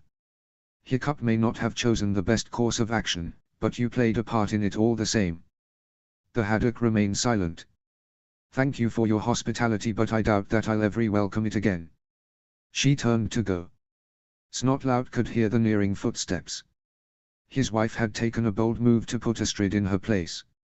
He wasn't going to let that go to waste. As Astrid reached the door, filthy Snotlout entered, a deer hanging over his shoulders. Oh, hello, Astrid. What a surprise, he smiled, not out of social courtesy, but because of the look of shock on her face. What happened to you? Snotlout looked down at himself. Well, I seem to remember you liking this look on me. Snotlout put a hand on her back and nudged her back into the living area. Please, don't leave. As he reached the cooking area where his wife was, he slammed the deer on the table in front of her. Heather, I brought home dinner. It needs to be cut up and cleaned though. I thought you wouldn't mind. The second Jorgensen stared at the female deer before her. Its long narrow snout so fair and petite. Its dark eyes perfectly rounded and glistening. The utter tranquility across its facial features. However, an arrow protruded from her chest. The surrounding area was covered in vibrant red blood, staining the fair, soft fur. Heather's heart broke and her stomach turned. She jerked her head up to Snotlout. Oh, no. I'm not dealing with this. You killed it, you clean it and gut it. Heather, he sauntered over to a chair and sat down, resting his feet up on the side table. I went and killed the animal, the least you could do is clean and gut it for me. It's your job. My job. In what twisted universe is this my job? Heather snapped irritably. You killed it, you chop it up. And get that thing off the table. You'll stain the wood. Oh, so you're more concerned about a wooden table than me. Snotlout simpered. Heather turned to retaliate when she noticed a sparkle in his eye. He winked. Within a few seconds, she knew what he was doing. That's not what I said. Don't put words into my mouth, she shouted, allowing her voice to echo throughout the house. Gods, you are so inconsiderate. Inconsiderate. Snotlout jumped up, rising to his full height, which amounted to a quarter-inch taller than his wife. I just brought home dinner for you and the kids. I killed for you. Gee, thanks. Keeping us alive a week longer. Real accomplishment. Heather rolled her eyes, crossing her arms in front of her chest. Meanwhile, I mended your clothes and changed your son's diapers. Where were you then? Getting dinner. Snotlout threw his arms up in exasperation. Yeah, because that's real hard to do. Go out and shoot stuff. She poked his chest with her pointer finger. You don't have to keep the boys from getting into things or deal with Inga's tantrums. And yet I come home to deal with your tantrums. Snotlout pushed away her finger. You wouldn't have to if you'd just move the darn thing and gut it yourself. Heather hollered, standing on tiptoe so she was taller than her husband. Heather, what's bothering you about this? Snotlout gestured to the deer. All you have to do is cut off its head, slice open the belly, break its chest, legs, and neck, wash all the blood off, skin it, and cut up the meat. Honestly, it's not hard to do. But it's gross. Heather bellowed. And you seem to have forgotten how many diapers I have changed. 4 boys. 2 boys. That makes it even grosser. But Heather, that's the job of a mother. You know that. Snotlout said in a soft, condescending tone. And it's not gross, you're just squeamish. Enough. Astrid roared, making both Jorgensens jump. My gods, are you listening to yourselves? Snotlout, Heather is your wife and she does a lot of work raising your children, mending your clothes, cleaning your house, and Thor knows what else. And Heather, Snotlout has fed your family for a week, at the very least. Can you thank him before respectfully asking him to gut the stupid thing himself? Her face was beginning to turn red as she spilled a lot of pent-up anger, almost none of which was caused by the Jorgensens' quarrel. All you need to do is show each other a little bit of respect and appreciate what you do for each other. Astrid's face turned beet red as a different realization cascaded over her. Without another word, she stomped out of the house, a hand to her forehead and her shoulders hunched. Snotlout turned to his wife, a giant grin brightening his face. Well, do you think it worked? I hope so. Gods, Snotlout, you're a genius, you know that. Heather threw her arms around him. Let's hope Astrid sees sense. I think she will. Snotlout laughed, picking her up and playfully spinning her around. So, what are we going to do about the deer? What we always do. Heather kissed Snotlout on the cheek before turning back to the carcass. Hand me the meat cleaver. I've got work to do. Is it weird how fascinated you are with animal guts? Snotlout asked with a chuckle as he handed the sharp object to his wife. Probably. But nobody has to know. Heather winked at him. Now if you go pick the kids up at the Ingermans, I think I'll have most of this done by the time you get back. Yes'm. Snotlout exclaimed cheerfully. Should I look ticked off on the way just in case Astrid is around? If you wouldn't mind. Heather said, happily getting ready to gut the animal in front of her. The Isle of Mayro was much bigger than Berk. It was also more lush, more warm, and, of course, more foreboding. There was an aura to the place that neither Hiccup nor Fishlegs could quite read, but they both felt it. Even their dragons seemed to want to turn back when they began to descend. As they touched down upon its beach, Hiccup took a look around, his eyes narrowed as if he expected someone to jump out and attack him at any second. He almost hoped he'd see the familiar glistening red hair as his son rushed about, but he saw no one at all. This did not deter him. He could make someone talk. He had a night fury. People tended to listen to a man with a lethal weapon. As he began to march forward, intent on finding a public place and threatening anyone he saw, Fishlegs grabbed his shoulder. The sun is setting. Everyone will be going to bed. We'll have to look in the morning, he said, yanking Hiccup back with a surprisingly strong grasp. Let's set up camp and get up early tomorrow. Hiccup glared at his companion but felt that the man was probably right. He was cranky in the way he only got when he was extremely tired. Within a few minutes, they had managed to set up their tent and get a small fire started. They took out some of the fish they'd bought on Rune and fish legs began to cook them over the flames. The duo was silent for a very long time. Hiccup removed a dagger from his belt and began turning it over in his fingers, oddly fascinated with the way the flame's reflection seemed to dance upon the blade, making it look even more lethal than it was. It was a few minutes before Fish Legs looked up from what he was doing. He opened his mouth to offer Hiccup the fish but froze. He didn't like the way his friend was looking at the dagger. There was a sort of longing in his eyes, the likes of which the burly Viking had never seen before in his life. He gazed at it almost hungrily. He turned the blade over in his fingers, the sharp edges slipping over the tips so closely, it was a wonder he didn't cut himself. Fish Legs watched his friend for another minute before he simply couldn't take the look anymore.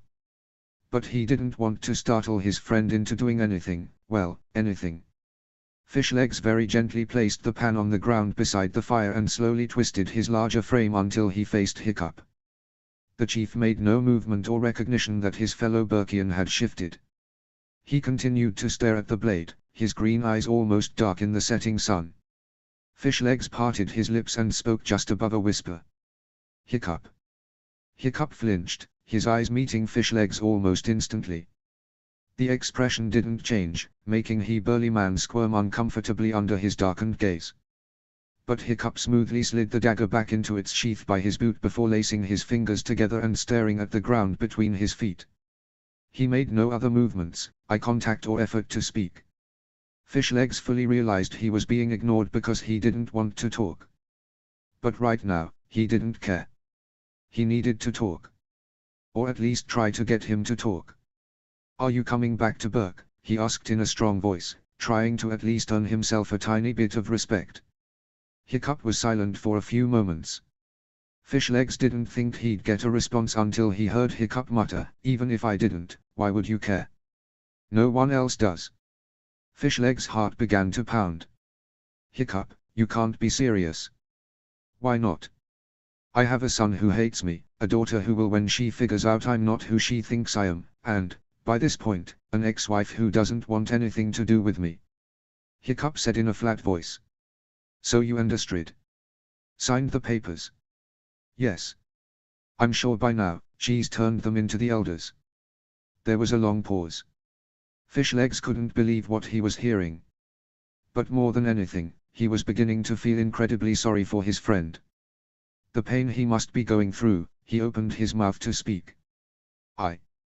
I'm sorry. Don't be. It's for the best." Fish Legs gaped at him. "Tell me this isn't happening. It's life, Fish Legs. You don't always get what you want." Hiccup snapped, his voice cold and devoid of any emotion. Fish Legs fought to keep his voice steady. "So throw it all away. Toss out any chance for reconciliation and forgiveness and second chances. She doesn't want to. Don't you think I've tried?" Hiccup took deep, steady breaths, his hand on his forehead. "I'm tired, Fish Legs. I'm sick of everything. I can't even look my children in the eye and tell them that I love them anymore because no matter what I do, I dishonor them and screw them over for the future. They are better off without me. Trust me, I understand what's going on and what I'm doing. So says the man who used to value life over everything else. Break those laws and values and you might become the same way." Hiccup growled, gritting his teeth together. "If you're thinking about what I think you're. Take Finn back to Burke.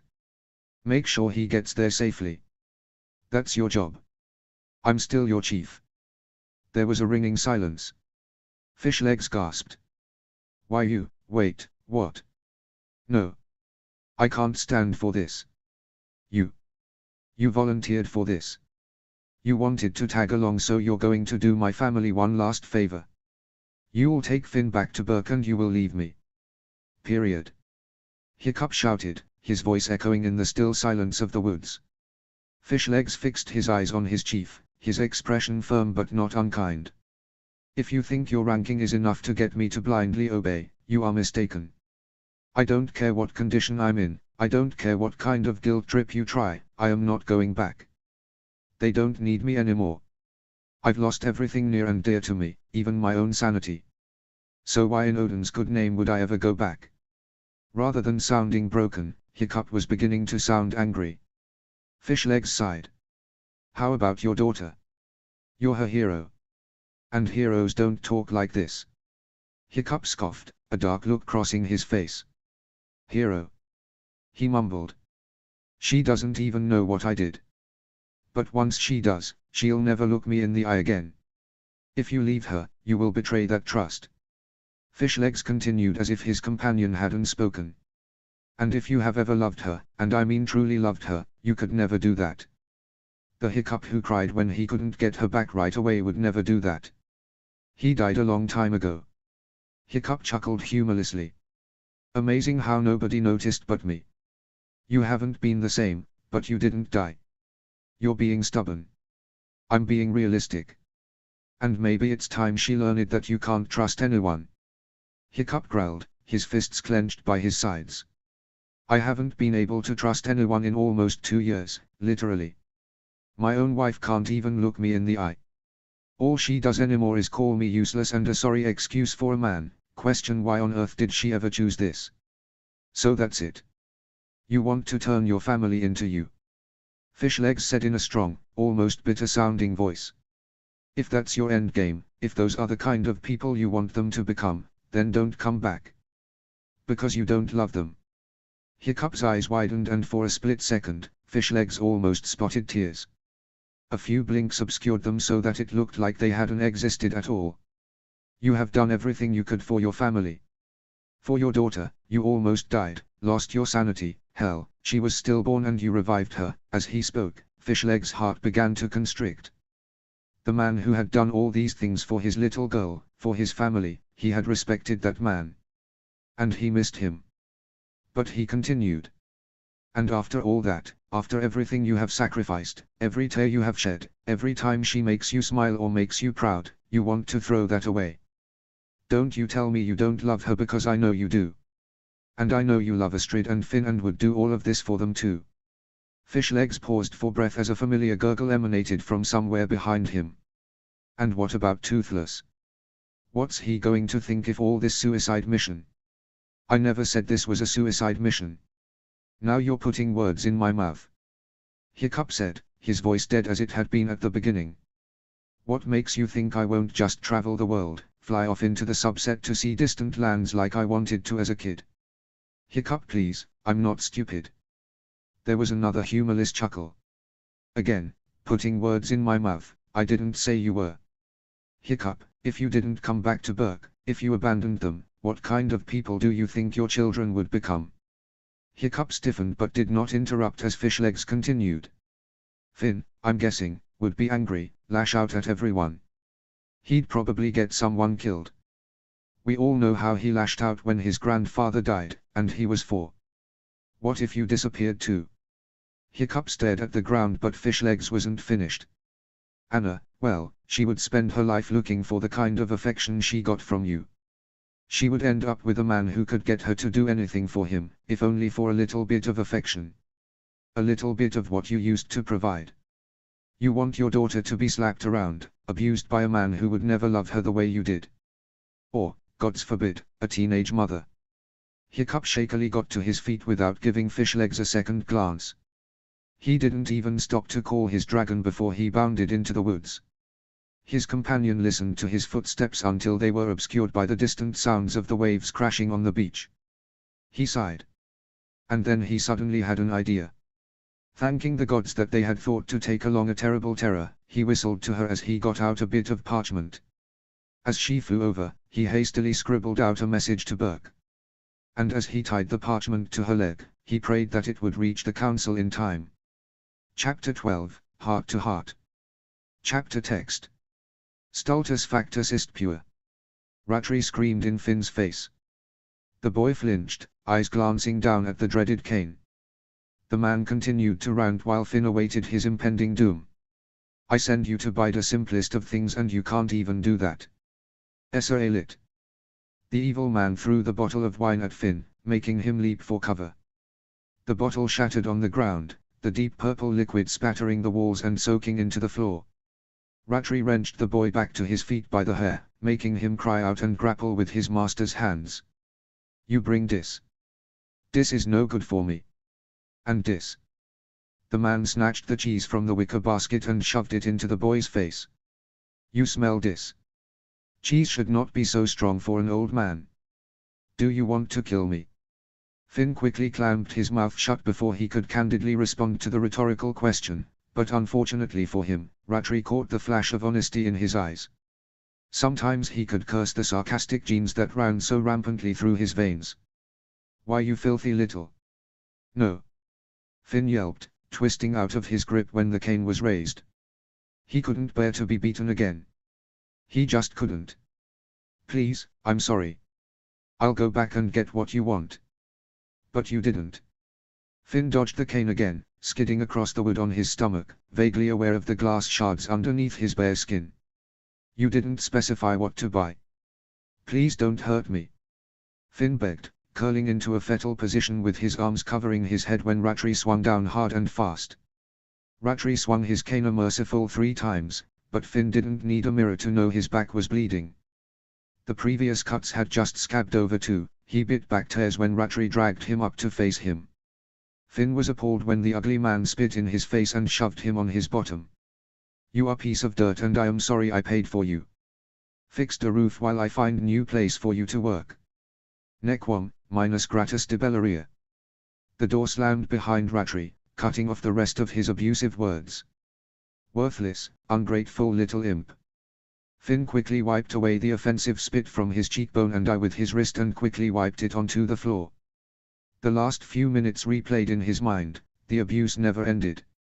He bought the items needed as ordered and he still got beaten.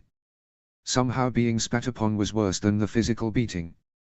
Rattray degraded him as lesser value than the dirt on his shoe, and for what? Because he didn't buy the right kind of cheese. Emotion surged in his chest at the memory of his voice crying out, begging the man to stay his hand. He had actually begged. In such a situation it was understandable, but for Finn, he hated the thought. He didn't want to be beaten but to bow at the feet at someone and literally beg for mercy. The thought and image replaying in his mind nearly made him vomit. He hated this place. He hated that man. He hated his prospective future. But most of all he hated himself for getting into this mess in the first place. When Fishlegs awoke the next morning, he was relieved to find Hiccup curled up on the other end of the tent. Neither of them knew just how long ago he had arrived, but the hooligan chief had finally succumbed to his exhaustion. Fishlegs almost didn't want to wake him up. Sleeping Hiccup was preferable to surly Hiccup, but it wasn't like he would sleep all day. And it was his son, after all, that necessitated the journey in the first place. It wasn't like either of them wanted to be there, and they suspected that Finn probably shared their sentiments. Fishlegs gently prodded Hiccup's relaxed form. He was slightly amused to note that his chief didn't snore, which was a definite rarity on Burke among the men. A low groan emanated from the exhausted man, but he stirred and forced himself into an upright position, rubbing his eyes and yawning widely. Fishlegs prayed that both of them had gotten enough sleep, because he would need all his energy to keep Hiccup from killing someone, and Hiccup needed sleep to keep himself from attacking anyone he saw. Not having ever lived in a house with Hiccup, and it being over 2 decades since they had spent the night together, Fishlegs wasn't sure if his friend's silence was an indicator of sleep deprivation. But he appreciated the silence all the same. Both men were completely quiet as they wandered around in search of a village or, really, any fellow human being. As a small village square came into view, Fishlegs began praying fervently that Hiccup would control his temper. He got out a Latin dictionary he'd brought and began flipping the pages. He needed to learn the words for son, slave, red-haired, and, of course, a few apologies just in case Hiccup got violent. Those were more important than anything else. The first person they happened upon was a young woman. Fishlegs took a quick moment to thank the gods for this, because Hiccup, hot-headed as he might be, would never strike her or slam her against the wall the way he had to some of the others they encountered. The woman began to babble in her native tongue. Fishlegs put up a hand so he could flip through the book. "Lo queer Paulatim," he said shakily. Speak slowly. The woman obliged. From what Fishlegs could gather, she admired their dragons and their foreign clothes. She also recognized Hiccup thanks to his night fury, which they found odd. Hiccup's legacy had extended all the way to Mayro. It seemed impossible. Ask her if she can tell us where the slave ships docked a few days ago. Hiccup hissed, already beginning to become impatient. Fishlegs had no idea what he was asking. He fumbled through several pages of translations, knowing he was horribly butchering the words he was saying. However, for some reason, the woman looked delighted. Esham, she exclaimed. It's Bonsabote. De Carmagita de Cognation me. She hurried away before they could say another word. Fishlegs and Hiccup looked at each other. You clearly mistranslated, he said flatly before stomping away in search of someone else to interrogate. Finn heard the clicking of the cane long before Rattray appeared from the roadway. The sound vaguely reminded Finn of his father's prosthetic leg, the step thunk of his father's gait, originally a sound of comfort. Over time it grew to be an irritation because it meant his father was home and it was time to begin the day's daily argument. Ergo, go upstairs and hide in his bedroom, or go find a friend to play with. Now the clicking instilled in him a sense of dread and fear, and what the boy wouldn't give to hear his father's footsteps again. He'd probably cry with relief. But that wasn't going to happen and he wasn't going to dwell on it. No, he needed to get as many tiles nailed to the roof as possible, and do it as accurately as he could. This was a difficult feat as he'd never been on a roof before, let alone fixed one. His mom would be yelling at him to come down this instant, fearless Finn Haddock, while his father would scramble around for a ladder and scream, "Don't panic, buddy, I'm coming." He'd probably proceed to trip over his own feet in his hurry to save his son. And his little sister would be bouncing on the balls of her feet, looking terrified, until he came down safely. Finn paused when he realized he was smiling at the thought. He slammed the hammer into the roof angrily, willing himself to stop thinking of home and family and hot meals and clothing. You better not put hole in my roof. I take my cane to your hide. Back facing the old man, Finn rolled his eyes. Nothing I haven't received yet anyway, he muttered under his breath. What you say to me? Finn gave the man a genuine smile. There was a bee. Rattray eyed him suspiciously. Finn thought he seemed to be debating on whether or not to throw his cane at the lad, but was figuring out with his very small, peanut-sized brain that he'd have to limp around to fetch it. Or rather Finn would have to retrieve it. The boy mentally sighed, he couldn't win no matter what his mind concocted.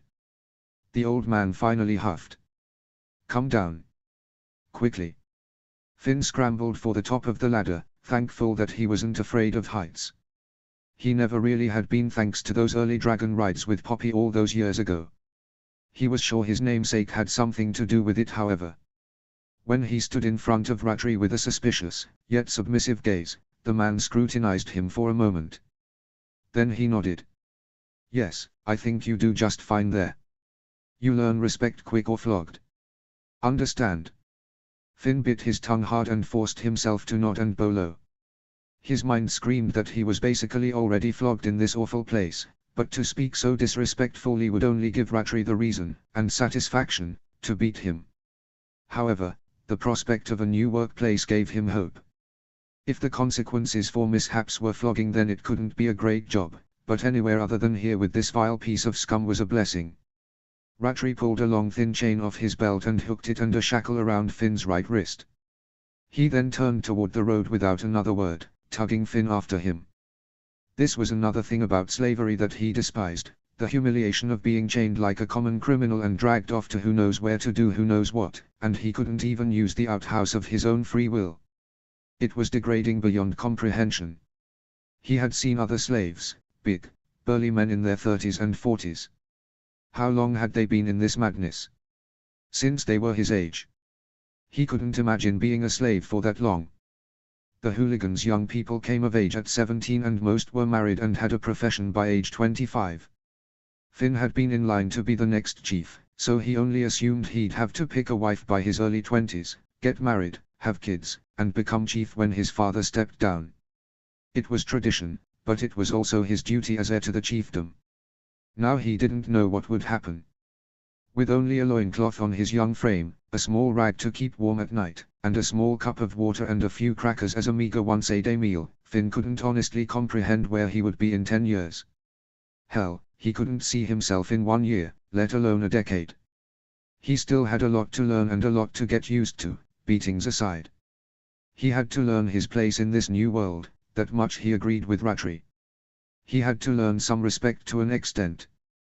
It was going to be a challenge to respect those who didn't respect him. To be treated like an animal, less than an animal, gods, how could he ever learn to respect these people who didn't even allow him to preserve his own dignity? These and other thoughts continued to plague Finn's mind as he was practically dragged through the village. He paid the people no heed, chose to completely ignore the few sympathetic glances he received. Those who pitied him didn't pity him enough to help him in his plight, let alone offer him food or water. They wouldn't step up, so he didn't bother with sad, pitiable looks to get sympathy with the hopes that someone would help. No one crossed a slave owner, especially Rattray. No discussion made, no questions asked. He had learned that one before he was even sold. Pity. He hated the looks and hated the humiliation of being the center of attention when circumstances weren't favorable. He wanted to slap the people who managed to catch his eye just for the sake of giving him a single look that meant "I'm sorry for your current predicament, here, have a dash of pity for your trouble. I hope it helps your day shine brighter." Nobody had souls in this land. At last they got through the village and Rattray led him through the nearby woods. Another 10-minute walk and Finn could hear the clinking of metal against rock. Soon the base of the mountains came into view and the boy could see slaves of all shapes, sizes and colors milling about. Some carried heavy buckets full of rocks, some were panning water in a small creek nearby, others were sharpening blades. Almost all of them were male, the only women were panning in the water. Dust clouded the air by horses and donkeys pulling carts filled with capped barrels. Finn jerked out of his reverie when Rattray yanked on the chain, dragging him forward so hard that he tripped and stumbled onto the ground. Rattray rested his cane on the base of his neck, making his spine tense. He wondered if his blood was caked on the crutch, but he didn't dare move. Moments later a pair of sandaled feet stood before him. Rattray began speaking to him in fast Latin. Finn couldn't understand a word, but he assumed they were talking about him and an agreement. Rattray tapped his back a few times with the cane and Finn heard bits about his uselessness and terrible work ethic at home. He resisted the urge to roll his eyes. The man standing in front of Finn chuckled deeply and dragged the boy to his feet. The man leered in his face, examining his muscles. He gave him a toothy grin and said something to Rattray, making Finn nearly gag. The stench of stale alcohol reeked on the man's breath and it was all he could do not to throw up on the man's shoes. Rattray seemed to sigh with relief and, after removing the shackle from the boy's wrist, shoved him forward. "You work hard or they beat you and I beat you. I sent Binnen to get you at nightfall." Finn could have sighed with relief, he liked Binnen. He was the nicest, sweetest old man the boy had ever met, given his situation. He only wanted to learn more about the man's story, perhaps he could ask more questions if they were alone, away from their master. Finn knew Rattray had bought a new, young slave partially because of Binnen's old age. The thought continued to sadden him. The old man worked so hard and so well, yet he was treated like garbage. Finn would have to ask him how he had survived all these years. The new man grabbed his elbow and yanked him toward the cave entrances. Finn pulled against the hard grip but he only tightened his grip. Finn glanced up at him and decided to take a chance. He tried to bend low as far as he could, difficult while walking. "Sir. I promise I won't run away," as if I could go very far if I tried. "Could you lighten your grip?" He was relieved for a split second when the man removed his arm completely, but shell-shocked when the hardest slap he had ever experienced erupted across his face. He pulled a hand to his cheek and tried not to cry out at the stinging sensation. He vaguely heard laughing from the harsh workers and even a few fellow slaves. Why would they be laughing?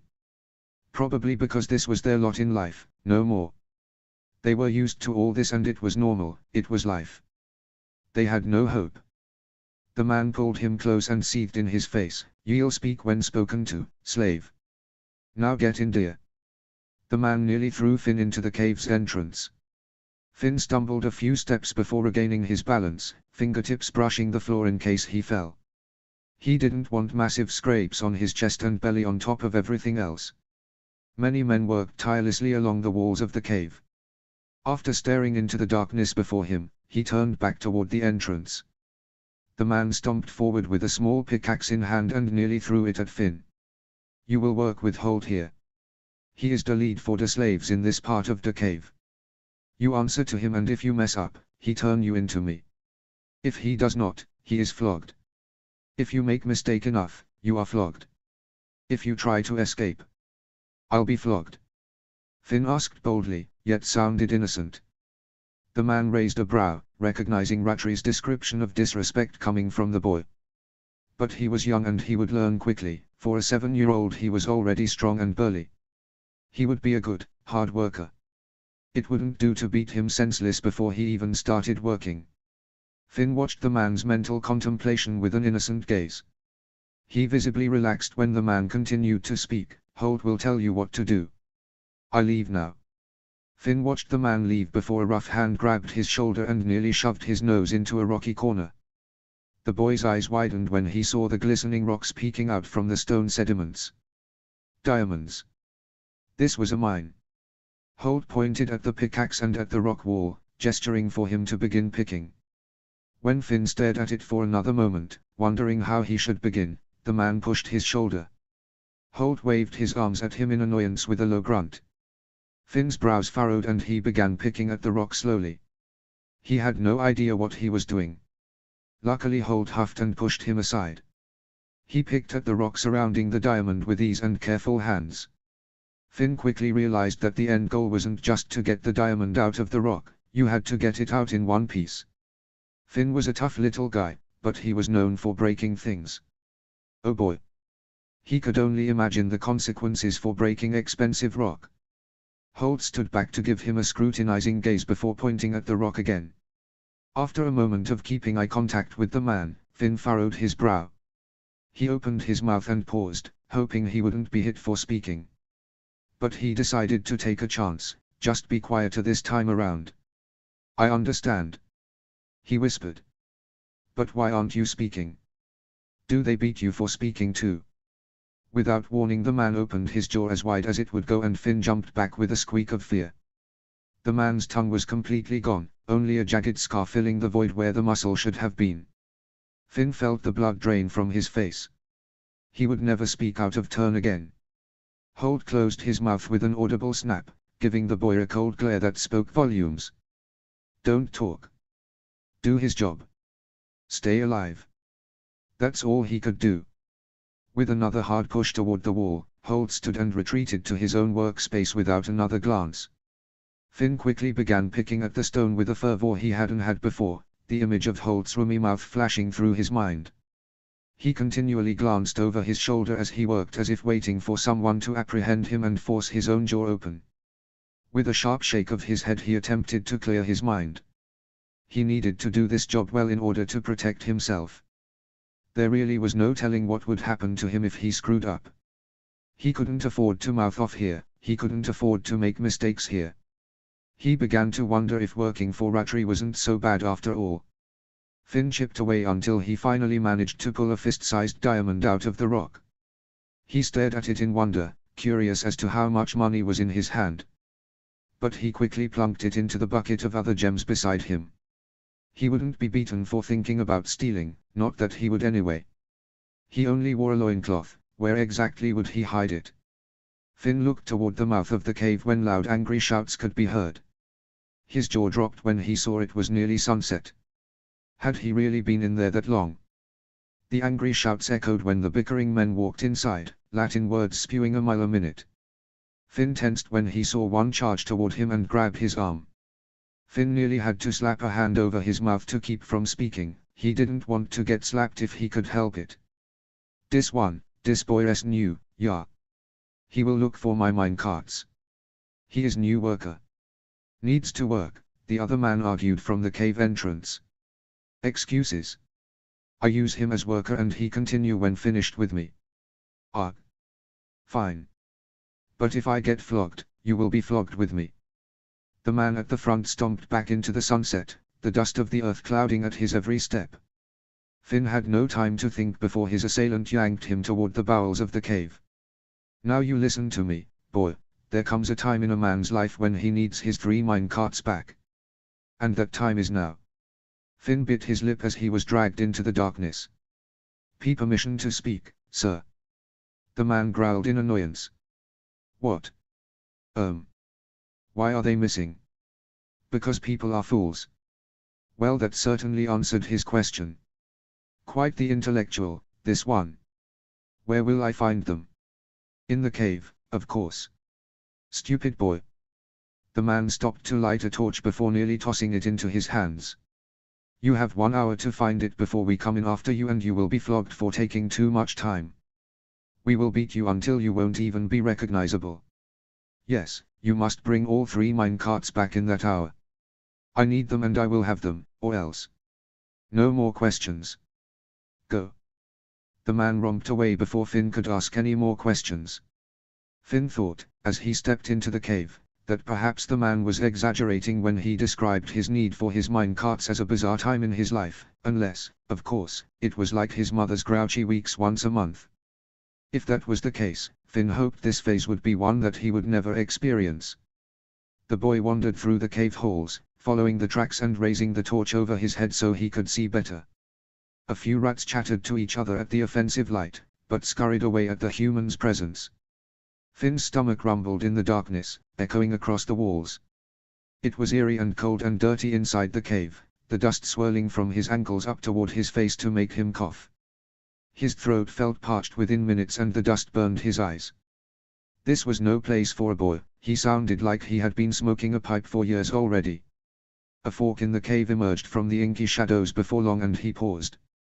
Turning toward the tunnel he was coming from, he chipped a large X to mark his path. He didn't know how big this cave was and didn't want to risk getting lost or depend on his footprints for his sole plan. Who knew if they would last?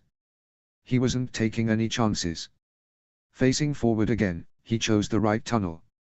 Finn huffed when he realized he'd probably been walking a good 10 to 15 minutes. How would he possibly get back to the front in time with 3 minecarts? If fate was feeling generous today, how would he know which 3 to grab if he just happened upon a tunnel full of minecarts? Yes, he was sure to be flogged by nightfall. He didn't exactly know what flogging was, but he didn't need to ask questions to understand that it was not a pleasant experience. Or else people wouldn't threaten him so much. Finn switched arms for holding the torch when he couldn't stand the ache any longer. He saw the curve in the tunnel ahead of him and that's when he saw the gentle hue of the sunset. His eyes spotted a random 5-foot-tall space inside the wall a few feet to his left. It wasn't very deep or very tall, but the space stuck out in his mind for some reason. Yet he shrugged and walked faster into the curve. He was stunned to find an exit, the mine tracks continuing on into the lush greenery of the forest. Finn paused in his tracks. The temptation was great and it was all he could do to not run headlong into the dense forest. He would be free, he would be alone with no more threats hanging over his head, but he wasn't stupid. Freedom like that wouldn't last long and running away surely had its consequences. He'd probably be flogged or have his tongue cut out, or maybe even killed on sight. These and other terrible potential repercussions flew rampantly through his mind until he twisted on his heel and walked resolutely back into the cave. He didn't want to die. Not so brutally at any rate. If Odin would take him, he wanted to go in his sleep. No pain involved. Ironically he used to joke with his friends the petty phrase, no pain, no gain. He despised the meaning of that phrase now. Finn found himself back at the fork and instantly walked into the left tunnel, now on his right. It wasn't 5 minutes before he spotted 3 minecarts sitting in the middle of the tunnel. He stared at them for a moment in surprise, wondering why in the world they would have been left there. With a shrug of indifference, he walked toward the furthest cart and gave it a hefty shove. He sincerely hoped he wouldn't have to push each cart back to the surface one by one. Fate was blessing him in that moment when the carts merely gave a rusty screech of indignation when the wheels turned, shooting high-pitched reverberations through the tunnel halls. Finn's arm hair stood on end at the noise, like nails on a chalkboard, yet was pleased to note that all 3 carts were moving. He set the torch in a notch on the minecart and kept pushing. Within another 5 minutes he had pushed the trio of carts back toward the entrance, the owner already standing there awaiting his arrival with crossed arms. Finn smiled at him triumphantly, yet the man merely pushed him aside. "Took you long enough. You barely made it on time." Finn quickly recovered from the scowl that jumped to his voice, but thankfully the man didn't notice. He looked down at him and waved him out toward the cave entrance. "Your fellow slave is waiting outside for you. Go before I change my mind and flog you anyway." Finn nodded and bowed low before retreating toward the cave entrance. He purposefully avoided anyone big and strong, careful to protect himself from anyone who would hurt him on purpose. His face nearly lit up when he saw Binnen standing with folded hands by the tree line. The elderly man waved him forward with quick movements and placed a hand on the boy's shoulder when he stood before him. Binnen gave him a patient smile and clicked his tongue. "Imyundasham. Dirty." Finn sighed heavily. "Don't I know it?" Binnen chuckled and pulled him into his side, arm draped over his shoulders as they walked back to Ratri's house. Binnen didn't seem to be in any particular hurry, though they didn't dilly-dally. Ratri would be furious if they took too long to get back, but the elderly man seemed to enjoy the evening stroll as he stared up at the twinkling stars. Finn also enjoyed the beautiful sight at the now purple sky, thinking of his sister and her love of the color. He even remembered the days when he would dream of flying above the clouds to touch the sky. But those dreams were only memories, and he couldn't take the silence for much longer. "Do you speak Norse?" he blurted out. Binnen cast him a warning sidelong glance, but nodded. Yes, his voice was a little hoarse and thin, but held some strength. "Mostly Latin." "How long have you been?" Finn paused. "A slave." Binnen finished quietly. "Nigh on 40 years now." 40? Finn exclaimed. Binnen grasped Finn's shoulder and pulled him closer. "Hush, boy. Slaves are not supposed to speak. Best to remain silent." Finn nodded in apology. He listened to the crickets and frogs chirping in a nearby pond while waving away the irritating mosquitoes plaguing them. He really didn't want mosquito bites on top of his other injuries. "My village was raided when I was 18. Binnen interrupted the silence with a calm, collected voice. Finn listened to his story with interest. "The harvest would begin within a fortnight.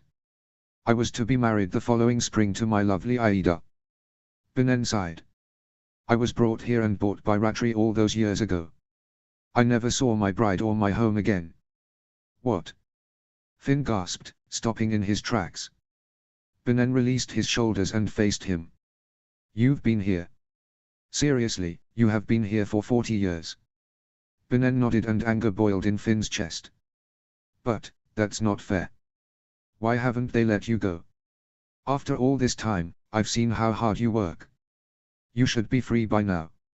"No, lad." Binnen gently placed a hand on his shoulder. His blue eyes burned into his own, yet shone with kindness and compassion. "I understand your thoughts and feelings. Odin knows I have felt them my whole life.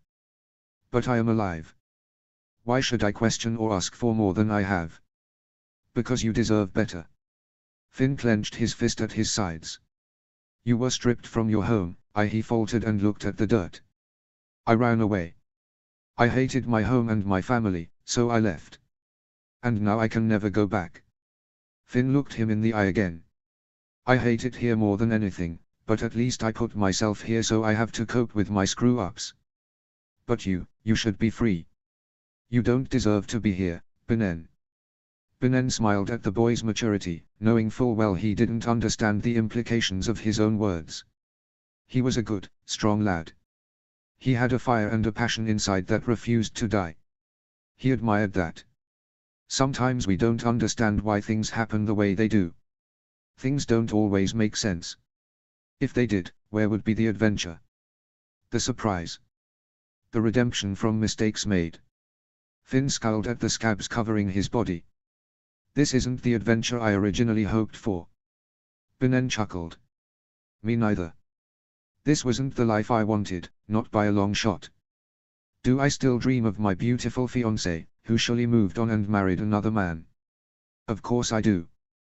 But I still treasure every memory of her that I have. Every good time, every hard time, every single moment. Even though it has hurt over the years, I don't regret it. It isn't pleasant where I have been all my life and the things that have happened to me. But I cannot look at my life and say it was a waste.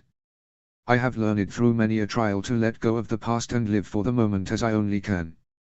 The elderly man raised Finn's chin to regain eye contact. Laborandum, bin vivir. Work hard, live well. Finn sighed, brushing his bangs out of his eyes. It's so hard. I know, lad. I am sorry you are here. But while you still have me, learn from me. I've still got some time left in these old bones. Don't give up yet and don't despair. You will learn quickly. Binnen smiled and pulled him back into their walk. Now, we must walk quickly if we are to arrive home soon. Home, Finn scoffed. Such a different look than what I'm used to. Binnen nodded in agreement. Tell me about it. Finn paused, unsure if he should indulge the thoughts. But Binnen recognized that he was a chatty boy by nature with a fiery personality, just like his mother.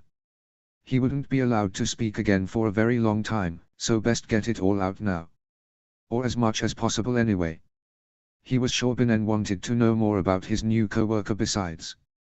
He launched into a long tale of his old home. He told Binnen of Burke and his father's work since he was a teenager with establishing dragons as equals and friends. He told him of his father's status as chief and how he was supposed to take over one day. He told Binnen about his beautiful mother who he missed dearly. He even told Binnen about his annoying twin sister, though he refrained from telling him all the annoying parts. He had to admit that he truly missed her too. He spoke of his parents' dragons and Gobber and some of his friends that he played with. He talked about the things he liked to do and the training he had been working on. He talked about anything and everything that came to mind. He was sad when Rattri's house at last came into view. Finn finally grew silent as the memories faded and reality washed upon him. A small distance away from the house, Binnen pulled Finn to a short stop and rested his hands on his shoulders. Burke sounds like a lovely home. I pray you will see it again someday, and your family. Finn shrugged. I doubt it. Now don't go making assumptions. There is always hope. You've been here for 40 years, Binnen. Is there hope for you too? If I have to wait 50 years to be free and I am going on year 42, wouldn't it be worth the wait? Binnen asked. Finn was speechless. How could the man honestly be so optimistic? He hoped one day he too could be like that. Binnen smiled and gave him a short hug. Finn appreciated the gesture very much and was thankful he had this time to talk. He did feel a little better after talking about home and knowing that Binnen now knew his past. If there was one thing he could be thankful for, it was meeting Binnen. Somehow he realized he wouldn't want to give up this new friendship for the world. If only he could see how truly thankful Binnen was for this passionate little boy who had been so suddenly dropped into his lonely life. Adriana returned to the village at dusk with a smile on her face. In simply one day, she had figured out how to read. It appeared that all the word lists and reading lessons had helped quite a bit more than she'd realized. But shooting at words was fun and she was getting much better the more she practiced. Gobber had told her, toward the end of the lesson, that she was almost ready for flaming arrows. This thought excited her immensely. She had never felt so accomplished. As she said goodbye to Gobber and headed to the Larsons, she found her mother sitting on their front steps. She was accompanied by Rough Nut, who was holding onto a strap attached to Bosley's shirt to keep the toddler from staying too far. At first, Adriana had been appalled that Rough Nut and Fishlegs used a leash for their young son, but after the boy had run off and nearly gotten himself killed on multiple occasions, she was glad that they did. Bosley grinned when he saw her. He liked the blonde girl who sometimes gave him little sweets. She grinned back. Anna, I wanted to talk to you. Astrid said by way of a greeting. Adriana stopped walking and gave her mother a suspicious gaze. You're not in trouble. I just have some things I wanted to tell you. Can we take you to Poppy's old house to talk? The girl hesitated for a moment before nodding. Rough Nut scooped up her little son and followed the mother and daughter from a distance. She wasn't interested in listening in on their conversation, seeing as it would probably be about feelings and she didn't like listening to people talk about those, but, as Horst had said, Astrid couldn't be trusted alone with her daughter. When the female haddocks entered the house, she remained outside so she could work on mending some of her family's clothes. With 5 children, there was always a lot of mending to do. Astrid beckoned to Stormfly and pointed to the fire pit, which still had some logs from the last fire a visitor had set. The dragon lit it and then lay down next to it, enjoying its warmth. She peered at the blonde humans as they sat in silence for a while, watching the fire rage on. Adriana liked how people looked when a fire was the only source of light. It was a bit eerie, but it was a good kind of eerie. Astrid began with a sigh. "I am so sorry." Adriana's head snapped up and she stared at her mother. Astrid gently placed an arm around the girl's shoulders and was deeply thankful that she didn't flinch. "I was being stubborn. I shouldn't have made you read all those lists. I shouldn't have turned you away when you wanted to come with Finn and me." Astrid squeezed her daughter's shoulder. There was no way she could ever apologize for every way she had hurt her little girl, but she was determined to try. "I should have tried to spend more time with you. And ask what you wanted to do instead of insisting on doing things my way." And Anna, she waited until she was staring into a pair of piercing green eyes whose resemblance to hiccups just about broke her heart again. "I am so sorry that I slapped you." Adriana paused for a moment, allowing all of this to sink in. There was a question laying heavily on her mind, one that she never would have dared ask her mother before. But if Astrid was truly sorry, it was worth the risk. "Why don't you love me as much as Finn?" she asked timidly. "Did I do something wrong?" Astrid's heart broke for a completely different reason. She could feel her eyes begin to sting, but several blinks pushed down the feeling. "I don't love Finn more than you," she said, her voice steady but her arm shaking slightly. "But I wanted to spend more time with him because he's more like me. Kind of like you're more like your dad." Except now, Astrid thought, but she wasn't about to say that out loud. "In fact, I know you love your dad more than you love me." Adriana's eyes widened. "Oh, no," she exclaimed, sounding quite adamant. "I love you very much. But you didn't want to spend time with me. And I didn't want to make you." This had sufficiently weakened Astrid's defenses. She felt as if her broken heart squeezed a tidal wave of tears out of her eyes. And she wasn't about to stop them now. She heard a short gasp come from her daughter, and moments later, she felt the girl's gentle touch as she tried to wipe away the offending tears. "Please don't cry, Mommy," she said, now sounding quite distraught.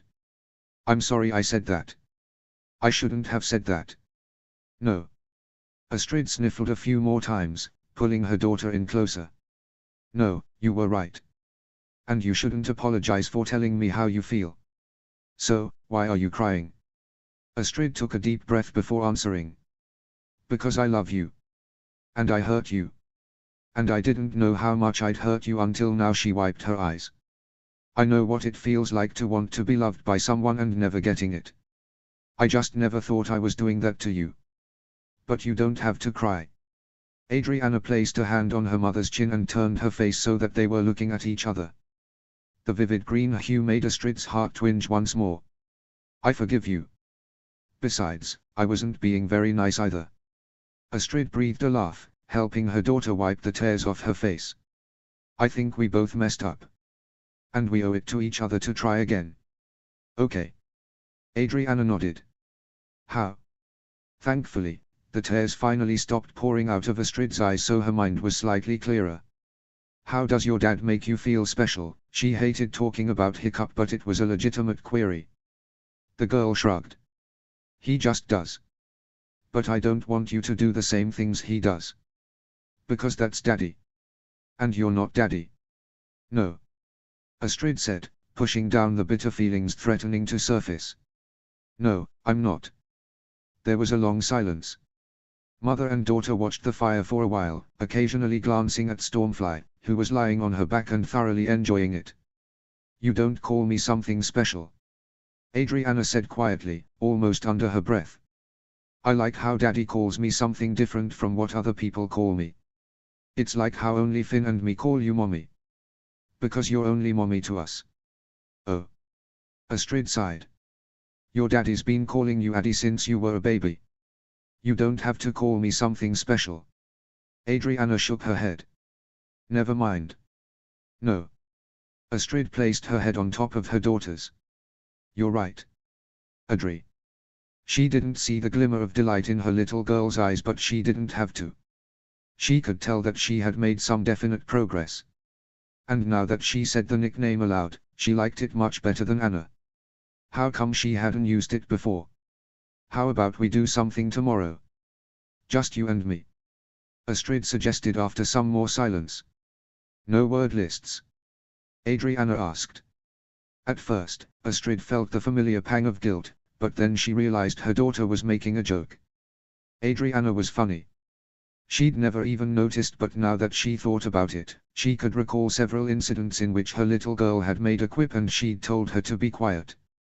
And now she was thinking about it, was Adriana the only person who had been able to make Hiccup laugh over the last few months? Her and Toothless must have been the only good things in his life at the time. No. Astrid smiled after a pause to collect her thoughts. No word lists. Yet again, Fishlegs had the unfortunate job of yanking Hiccup off of the men he interrogated and apologized to them. It had taken them the entire day, but they had finally been told that a little boy with red hair had, in fact, been bought. But no one would tell them by whom. So it was all Fishlegs could do to keep the villagers alive and Hiccup from killing another person. He'd be impossible to deal with if he did. It took them most of the day to track down someone who knew the man who had bought Finn. Fishlegs thanked every god he could think of that the person who was providing this information was a woman. Name is Ratri, she said in a thick accent. Live on other end of island. Down path next to house there. Is cruel man. Will not sell. I'll take my chances. Hiccup growled, turning on his heel and marching down the path to which the woman referred. Thank you. Fishlegs said kindly, keeping an eye on Hiccup's retreating back. He looked like Zebai. He was good man. They family, the woman asked. Zebai, that name sounded vaguely familiar. No. Fishlegs replied. I've never heard of him. He was good man. If you find, send home, the woman said before turning and walking away. Fishlegs didn't have time to ponder this information before hurrying after his friend. Thoughts of this mystery man would have to wait. Either Adriana was a genius or she had learned to read long ago but refused to do so out of defiance. Whatever the reason, Astrid was happy that her daughter was reading now. She was still a bit behind her peers, but at least now she stood a chance of catching up. The mother was thankful that she and her daughter had made amends. In fact, they were so affectionate that Ruffnut decided she was sick of them and went home. Astrid and Adriana went home hand in hand. Their problems weren't quite over yet, but they were certainly making progress. Astrid quite glad she'd thought of picking up some books from the records building before meeting with her daughter. She'd found a story about dragons that looked promising and had been curious about a book on traveling performers. Adriana chose the book on performers and was enthusiastic to read it out loud to her mother. And then she read slowly, making sure she dictated each word clearly. They were joined by the S, escape, SCA. Let me see. Astrid said, bending over and looking over her daughter's shoulder. Escapologist. The girl suddenly dropped the book. Escapologist, she repeated, her voice rising almost fearfully. Her eyes were wide with terror. Her hands were shaking. Her heart began to drum against her ribs. I don't want to read this book. Audrey. No, the girl suddenly shrieked, lifting the book and throwing it across the room. I won't read it. Don't make me read it. What's the matter? Astrid got on her knees in front of her daughter. Audrey, tell me what's the matter. Adriana shut her eyes tight and shook her head profusely. She hugged her knees in front of her body and buried her face into them. It was as if Astrid wasn't there at all. Astrid's heart pounded so hard, it almost hurt to breathe. Her daughter was having an episode of sorts, the likes of which she hadn't seen in years. Adriana acted a lot like this in the months after what happened with Trista, but these little moments had stopped coming, hadn't they? What had brought it on now? What did the word escapologist have to do with anything? The girl had never even seen an escapologist perform, so how could she be reacting so strongly to the mere mention of the profession? Audrey, please look at me. What's wrong? Astrid grasped her daughter's shoulders, wishing more than ever that Hiccup was there. Talk to me. Good gods, was this what Hiccup was referring to when he told her their daughter still had nightmares? Why hadn't she listened? Why had she ever ignored her little girl? Audrey, she shouted, shaking her shoulders. Adriana's head slowly lifted, her eyes slightly unfocused. Daddy. It's me. Astrid whispered, gently brushing the girl's bangs from her face. Adriana looked around the room for a moment as she appeared to return to reality. She looked at her mother for a few seconds. I want to go to bed, she said in a dead sort of voice, her voice devoid of any emotion. But we were red. I want to go to bed, the girl repeated, this time sounding slightly firmer. Astrid opened her mouth but no sound came out. What could she say? Was she allowed to ask what had upset her daughter? Would something trigger another flashback? Hiccup would know. But he wasn't there, of course. Never was there when he was needed, it seemed. Astrid pushed down these angry feelings and focused on her daughter. Okay, she muttered, afraid of speaking at normal volume for fear that she would upset her child. Do you need me to? I want to be alone. Adriana interrupted. Astrid nodded and watched as her little girl climbed the staircase and disappeared from view. She turned back to the book, almost afraid of what she would find. But a quick read-through left her just as confused as before. It was a simple story about a group of performers who decided to do their own thing until the big performance, when they realized they needed to rely on each other. A simple tale with a happy ending. Absolutely nothing frightening at all. So why had Adriana reacted the way she had? Astrid sighed deeply. She really hated to admit it, but she needed her husband. Even the angry shell of her husband would do. Someone who had any insight whatsoever. She briefly thought of going to see Eric, but she didn't want to leave her daughter alone. Her daughter who was still suffering. Her daughter whose pain could have been prevented if, perhaps, she'd had a more supportive mother. Never in her life had Astrid had never felt like more of a failure. But now she knew where she had gone wrong, perhaps she could begin to turn things around. Perhaps she could still be the mother her daughter needed. She looked up, prayed to the gods that it wasn't too late. Chapter 13, Memory Tree. Notes. See the end of the chapter for notes. Chapter text. Adriana seemed to have gotten over her outburst the night before. In fact, Astrid was a bit unnerved when the girl got out of bed as cheerful as ever and pretended nothing had happened at all. But the mother wasn't about to ask what was wrong. The last thing she wanted was yet another breakdown on her hands. So when the girl suggested that they take a long walk, Astrid immediately agreed, thinking that maybe she could get the information she so dearly wanted. Stormfly thought that her human and the female young were spending a lot of time together lately. Certainly more than her human was spending with her. She made the split-second decision to tag along. The girl seemed comforted by the presence of a large reptile, and Astrid thought that anything that made her daughter feel safe was definitely worth the irritated snorts and prods in the back as they walked. But mother and daughter paid her no heed. What sort of things do you like to do with your dad? Astrid asked after a few minutes of silence. We talk. Sometimes we make cookies. And ride Toothless. And, Adriana's brow furrowed a bit. It's not so much that we do things. It's that we're spending time together. Even if we're doing nothing. I'm not sure I follow. Astrid admitted. If you don't do anything, don't you get bored? With Daddy? Never. Adriana began to skip along as Astrid's pace quickened. I like doing nothing best of all. Because he always tells the funniest jokes then. And gives the best hugs. Don't I give good hugs? Astrid asked, winking at her little girl. Yes. But they're not daddy hugs. And that's okay. I only want daddy hugs from Daddy. Adriana slipped her little hand into her mother's. You don't have to be Daddy. I love you because you're Mommy. I know. And trust me, your father and I definitely have our differences. Astrid sighed, her grip on her daughter's hand tightening. But I want a relationship with you that's just ours. Even if we started a little late. Me too. Adriana squeezed her mother's hand. Can you teach me more about archery? Sure can. In fact, I know a few things Gobba doesn't. Astrid kicked a sizable rock out of the way so that her daughter wouldn't trip on it.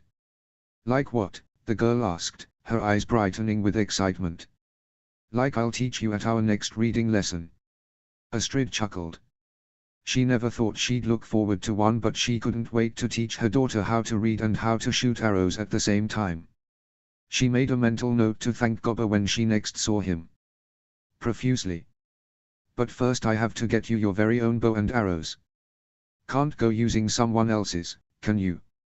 My own. Adriana gasped delightedly. But I only did one lesson. Exactly. In the other lessons, you're going to need your own equipment.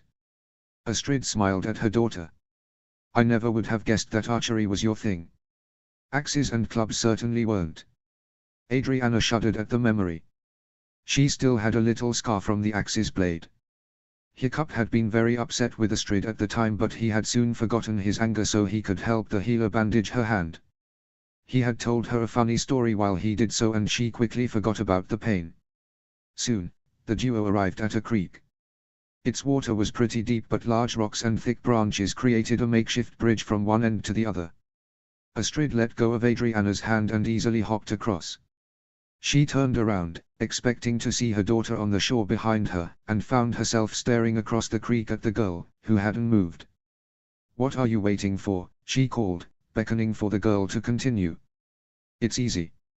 I want to go back. Adriana said timidly, taking a few steps backward. Nonsense. Astrid hopped back to her daughter. It's so easy, I could do it with my eyes shut. No, I still think we should turn back. Adriana backed away some more until she ran into Stormfly standing behind her. Come on, Adri. Astrid reached forward and took the girl's hands in hers. Let me help you. She walked backwards until her foot found the first rock. She slowly stepped back onto the second, allowing her daughter to step onto the first. That's it. See? You're fine. Astrid stepped backward onto the fallen log. She gently tugged on Adriana's hands and waited for her daughter to put a shaky foot on top of the next rock. You're doing great. Now step onto this log. She inched backwards to give the girl room. There you go. Adriana smiled. She had never much liked hiking, she preferred walking on level terrain, but it was a lot more fun with her mother guiding her. Fun in a different sort of way. She had to admit that her father would have let her turn back. Well, she supposed he might have carried her across the creek or found some way to walk around it if she was uncomfortable. But her mother was focused on eradicating her timidity. And she did it in such a way that she didn't necessarily act like her fears were unfounded. Adriana liked that. It wasn't the suck up and deal with it mindset she was so used to seeing, it was a new kind of solution. A new perspective. A fresh perspective. Astrid gently led her daughter, oblivious to the epiphanies the girl was experiencing. Okay, take a step onto that rock there and then you can. Mommy, don't put your foot there. What? Adriana's warning came a split second too late. Astrid's foot found a loose branch that immediately cracked under her weight. The mother toppled sideways, pulling the daughter down with her into the chilly water. The haddocks shrieked with surprise before being immersed, both bobbing over the current. It wasn't strong enough to carry them away and both of them were quite capable of swimming. I thought you said this would be easy. Adriana exclaimed with a grin as the initial shock wore off. It is. I just couldn't see where I was going. Astrid retorted with a chuckle. But you said you could get across with your eyes closed. Adriana giggled. You know what? Hush. Astrid rolled her eyes but smiled as her daughter continued to laugh at her. You said it, not me, the girl paddled toward her mother. Well, I wasn't expecting to go swimming, but it's fun. Next time, could you tell me if you're going to throw us both in the water? I would rather wear my swimsuit. You'd just love that, wouldn't you? Astrid splashed her daughter, who threw her hands over her face. But it ruins the suspense. What if I meant to do this? I know you didn't. You looked too surprised when you fell. Adriana smirked, splashing her mother back. It's okay, Mommy. You're just clumsy like me and Daddy. I'll have you know I am very graceful. Astrid shouted, sending another wave of water her daughter's way. Well, you fell off, not me. Adriana shrugged, acting as if the cold water in her face didn't bother her at all. Astrid began to swim back to land, the chilly water finally beginning to make her skin feel a bit numb. Adriana quickly followed. The warm summer weather apparently wasn't enough to stop the creek from being cold. For a few minutes, Astrid and Adriana lay back against the wet sand and mud and simply looked up at the sky. Astrid took a deep breath, feeling her muscles relax. So this was doing nothing, was it? It was, actually it was quite pleasant. Closeness to someone she loved didn't mean filling their time with activities and lessons, sometimes it just meant quiet reflection. She looked over at her little girl, whose eyes were fixed on an oddly shaped cloud. Adriana had her nose. She hadn't noticed before because she'd only seen the child in a foul temper in recent months. She would look at the girl and see her husband's face looking back at her, albeit with longer eyelashes and fuller lips. But the curve of her nose was different. As the mother continued to look, she started to see a bit more of herself in her daughter. Her eyebrows, for example. And the shape of her face. And, of course, the blonde hair was definitely inherited from her. But that expression on the girl's face, the wistful, contemplative one, that was Hiccup. She'd seen that look on him more times than she could count. She continued to look at her daughter, took in the green of her eyes, the shape of her mouth, the distribution of each facial feature in relation to the others. She was Hiccup's. And she was Astrid's. There was no separating them. She couldn't take what was hers. This girl had bonded her and Hiccup forever. As long as she and Finn lived. So was the divorce such a good idea? Ripping apart the family, the very people who had made two beautiful children now forcing them to take sides. She shut her eyes, firmly picturing Hiccup's face. The angry looks he had given her. The dead eyes. And then she thought of her daughter, whose eyes were still bright, still full of wonder. Her eyes were Hiccup's, but they weren't that sick, twisted version of Hiccup's. Her Hiccup, their Hiccup, was gone. And she had to get away from him, protect her children from him. She desperately wanted to see those bright, happy green eyes and be reminded of a man who had once shared them. Not one who perverted them through anger and malice. After nearly half an hour of complete silence, mother and daughter washed themselves off in the creek so that they wouldn't track mud in the house. Stormfly cooed sleepily. While Astrid and Adriana had been enjoying their quiet time, she had taken a nap. "What do you say we dry off the quickest way I know how?" Astrid asked, shoving her feelings back down. "How?" Astrid walked over and mounted her dragon. Adriana's bright green eyes widened. With a pang, Astrid was forcibly reminded of all the times she had seen those eyes so full of life, and not just from her daughter, but she pushed it down. She reached down and helped the girl get on the dragon in front of her. She then put her arms on either side of her daughter and gave the command to fly. Stormfly was very pleased to take her girls high into the sky. The delighted giggle from the smaller blonde made her feel warm inside. Truth be told, she preferred the boy, but she simply loved the girl's laugh. She could feel the young's weight shift slightly as she looked off to the sides and took in all the beauty around her. Burke was a mere speck on the ground. It put all their problems into perspective, that was for sure. The Nada suddenly had a little spark of inspiration. She gently glided the mother and daughter onto a cliff overlooking the ocean. She felt Astrid tense but paid her no heed. When she touched down on the grass, Astrid slid off, looking slightly pale. She helped her daughter dismount as well. "Wow!" Adriana squealed. "This place is beautiful." "Yes." Astrid breathed. "Yes, it is. You can see the whole ocean from there. Right to the edge of the world." Adriana turned around to look at the lush forest behind her. "Everything is beautiful. Why haven't you taken me here before?" "Because it used to be, well, it's just." Astrid sighed. "I really don't know." Adriana suddenly gasped and bolted toward a large tree. "There's writing on this tree," she said cheerfully, tracing the carved letters with her pointer finger. "It's your name. And Daddy's name." She turned back to face her mother, her eyes nearly glowing with excitement. "Daddy, I'll carve these." "You and Daddy?"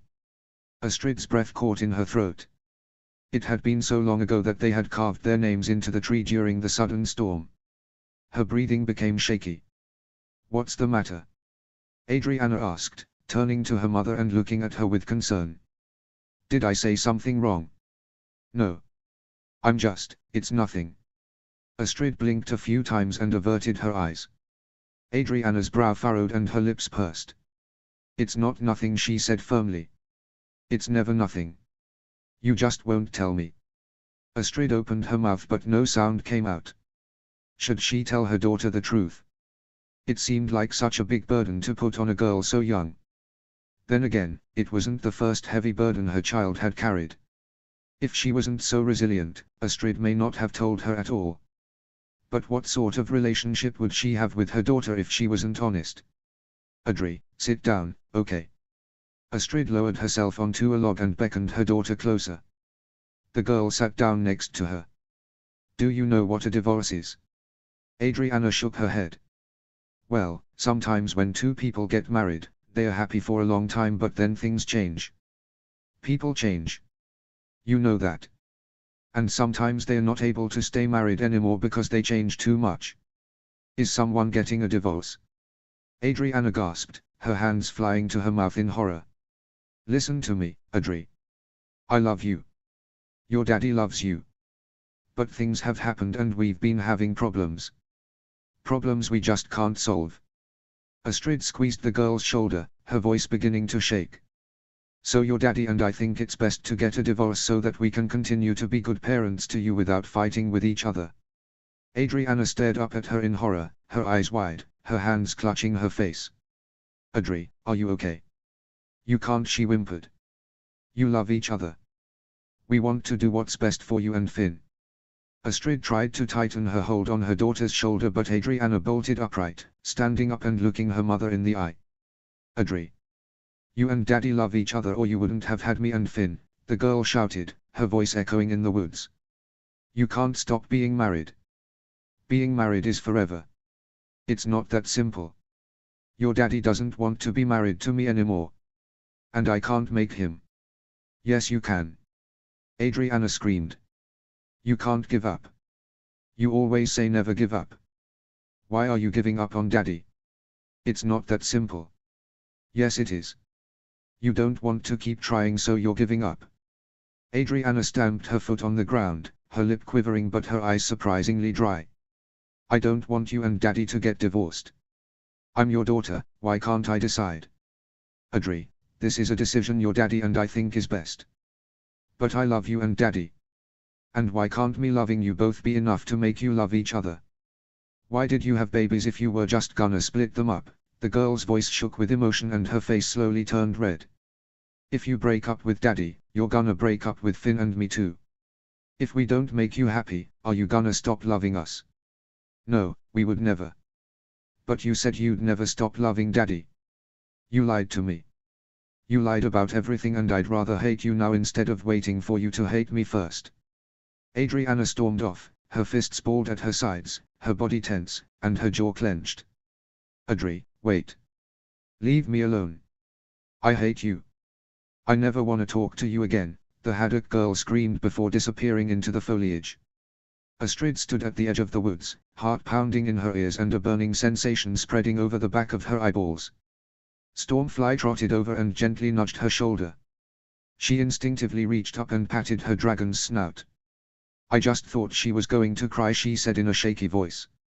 "I didn't think, she always cries." Stormfly cooed and nudged her with her snout again. "I'm not going after her. She hates me, remember." Suddenly, Astrid felt talons on her shoulder. She looked up and found herself face to face with a terrible terror. The little dragon squawked and stuck out her foot. Pipsqueak. Astrid raised an eyebrow. "Why did you come to me?" The dragon huffed a bit, apparently growing tired of holding out her foot. Astrid untied the note and unfolded it so she could read it. "Finn has been sold as a slave. We've managed to track him to a Roman territory called Maero. I think the odds of rescuing have risen exponentially so I'm not worried about his safe return. However, Hiccup's recent behavior has been a bigger concern. I now have reason to believe that he intends to kill himself rather than accompany Finn and me home. It seems nothing I say can get through to him. He believes himself to be too far gone to be helped. Whoever receives this note, please pray for Hiccup's sanity to return. I've never seen a more broken man. He's completely miserable. And he seems to believe his family would be better off without him. I've done everything I can to convince him, but it'll take a miracle for anything to sink in. Again, please pray. Fish legs. Astrid's heart stopped. She could almost feel her organs shutting down. Hiccup, suicidal. She knew he was angry, she knew he was miserable, but this was never a possibility. What the hell had she done?